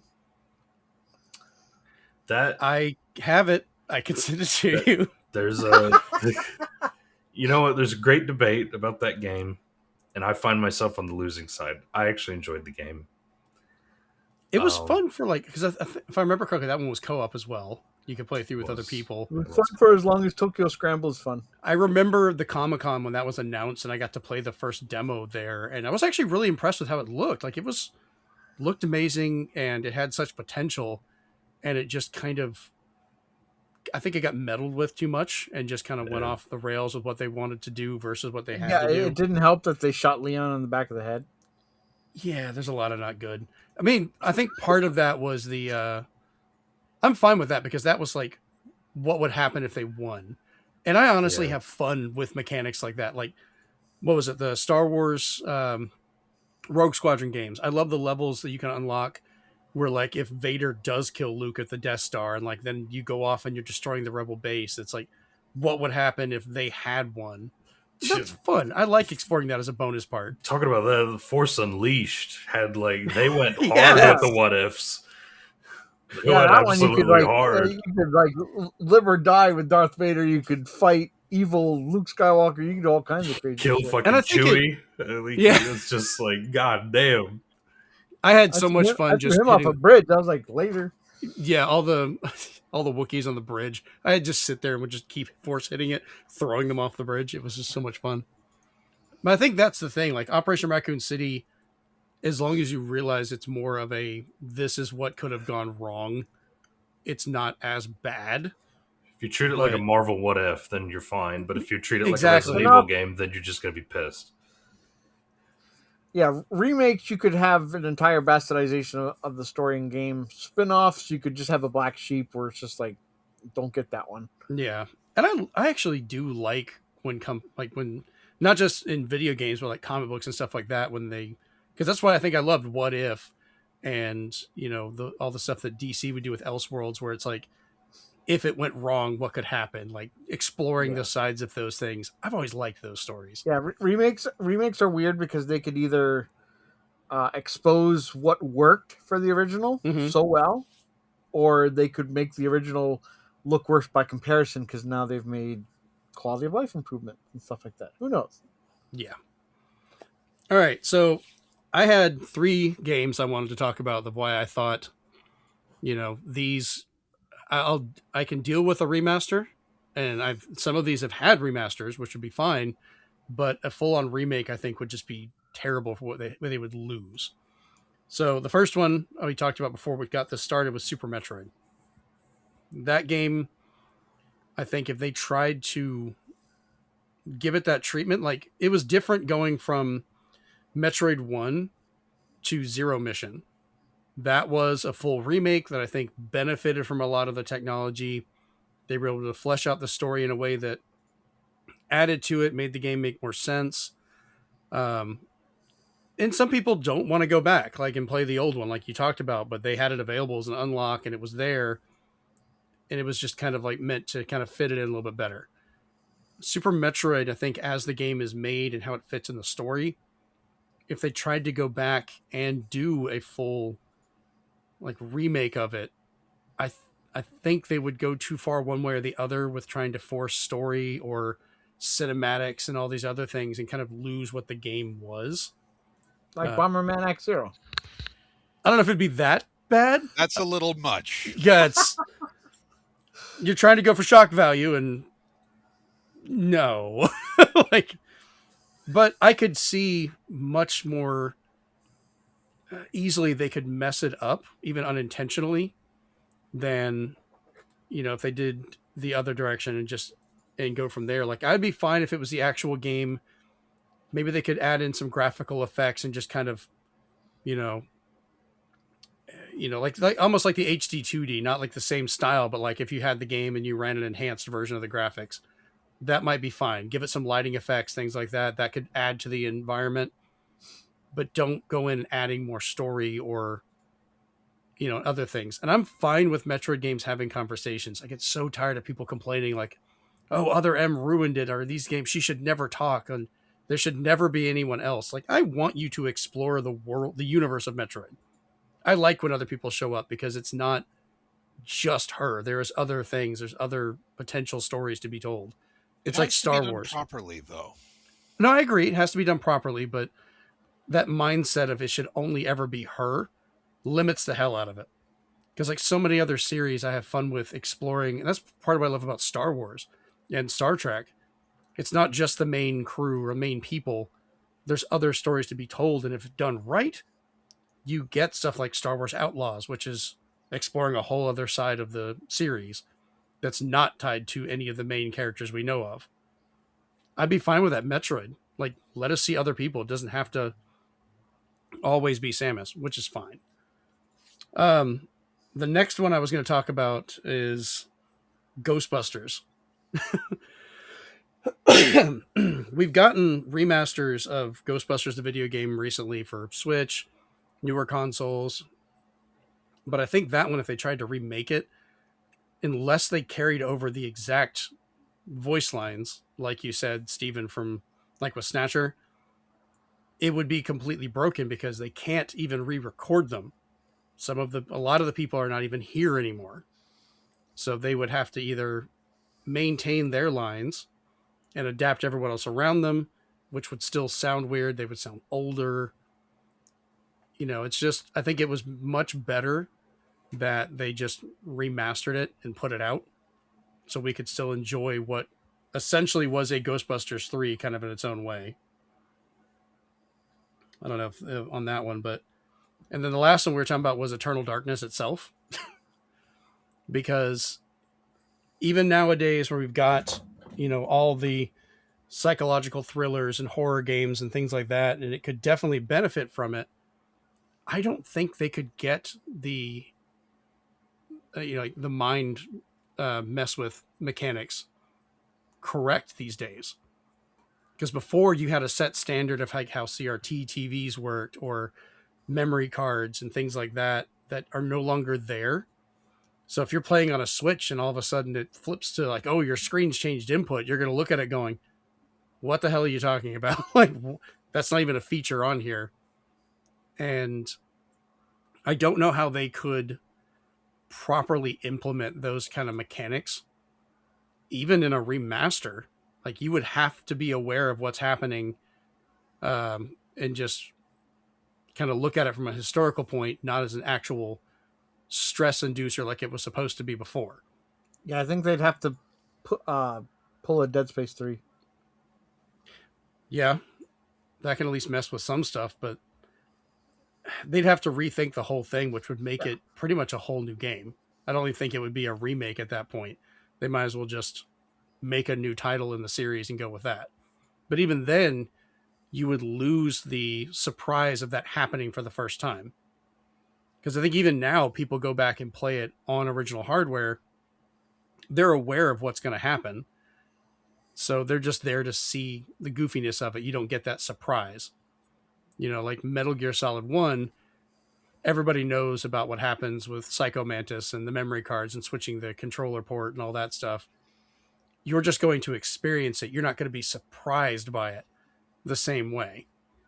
Because even when they brought that to like PS3, they had to pretty much lay it out and tell you, which games do you want to be on the virtual memory card? You can pre-assign them. Oh, you have to do this to switch the controller port over to controller 2. Like, it kind of broke the immersion. It worked. Yeah, it reminds me you of weren't one surprised. other gameplay topic that people have been talking about, which made a lot of sense to me when you look at it, was chase sequences. If you do not make it clear where you have to go, where you can go, and what you need to do for a chase sequence, the first time you fail, the immersion is broken. You will no longer have that same type of dread or Panic. or fear of being caught, because you're like, I have to do this again. I have to do this again. So when you get chased, you have to make the first time work where it either is clear what you have to do, where you have to go, or it's really easy it's really hard to fail the first time it happens. Yeah, give it close calls, give it like panic moments. The but first don't time it fail does you. it, you need to know how it's being done so you don't die. Maybe the second or third time it happens, maybe you could put it in there, but the very first time you can't do that because you're breaking the immersion right away. Because if you're redoing a chase, then you're going through like, oh, I had to turn left here and turn right here, so I'm not really scared anymore. Yeah, pretty much. Well, this question worked out better than I thought it would, so that was good. We had a nice little discussion out of it. All right, so let's go ahead and close that up for the night. Oh, man. So this is the first episode back after weeks of travel. Hopefully my brain will be a little more sorted out for next week, and we can kind of figure out what we're going with, all depending on what news we get. Excuse me. But if you're watching this podcast over on our YouTube channel, youtube.com/ZenspathCom or Zenspath.com, we have the audio version where you can get anywhere you find your podcast. Just look up the Zenspath Entertainment Network Podcast. Find us there. Download us. Subscribe to it there if you like. Leave us a review. It helps us out. And let us know on our Discord where that review is so we can find it, because I don't know where everyone's stuff is at, so I can't always locate it. If you're listening to this and you want to see what our ugly mugs look like, you can find us at the previously mentioned YouTube channel. Leave us a thumbs up. Subscribe to the channel. That helps us out a lot. Share it with your friends. Leave us a comment. Let us know what your answer is for this week's The Big Question, or go back to any of our previous ones and you can answer those and we keep an eye on them. If you go over to Zenspath.com, you can find links to all of our video and audio versions of the show, our extra quarters, our shorts, articles that I write every so often. I need to write some more. Working on a couple other projects on there as well. That also links over to our Discord, which is the easiest and fastest way to talk to us. Come join that. We're a small group, but we're goofing off and posting dumb things all the time. We're mighty. We what? I said we were small but mighty. Yeah, and ridiculous things like in the meme channel, I posted a thing about, if you're shooting a dead centaur in D&D, you're just beating a dead horse, and it was just stupid, but somebody laughed at it, so why not? All right, well, this has been episode 212 of the Zenspath Entertainment Network Podcast. I've been your host, Jeremy Powers. Thank you once again, joined by Stephen, Chase, and Chris, and we're out. Peace.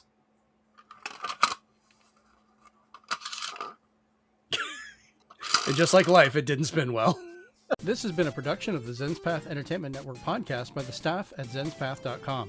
The show is created and edited by Jeremy Powers. You can find the video edition of the show on our YouTube channel at ZenspathCom. The audio edition is located wherever you find your podcasts. Links to all versions of the show, as well as to our Discord where you can talk with us directly, is located at www.zenspath.com. Please leave us a like, thumbs up, comment, and review where you can to help us grow.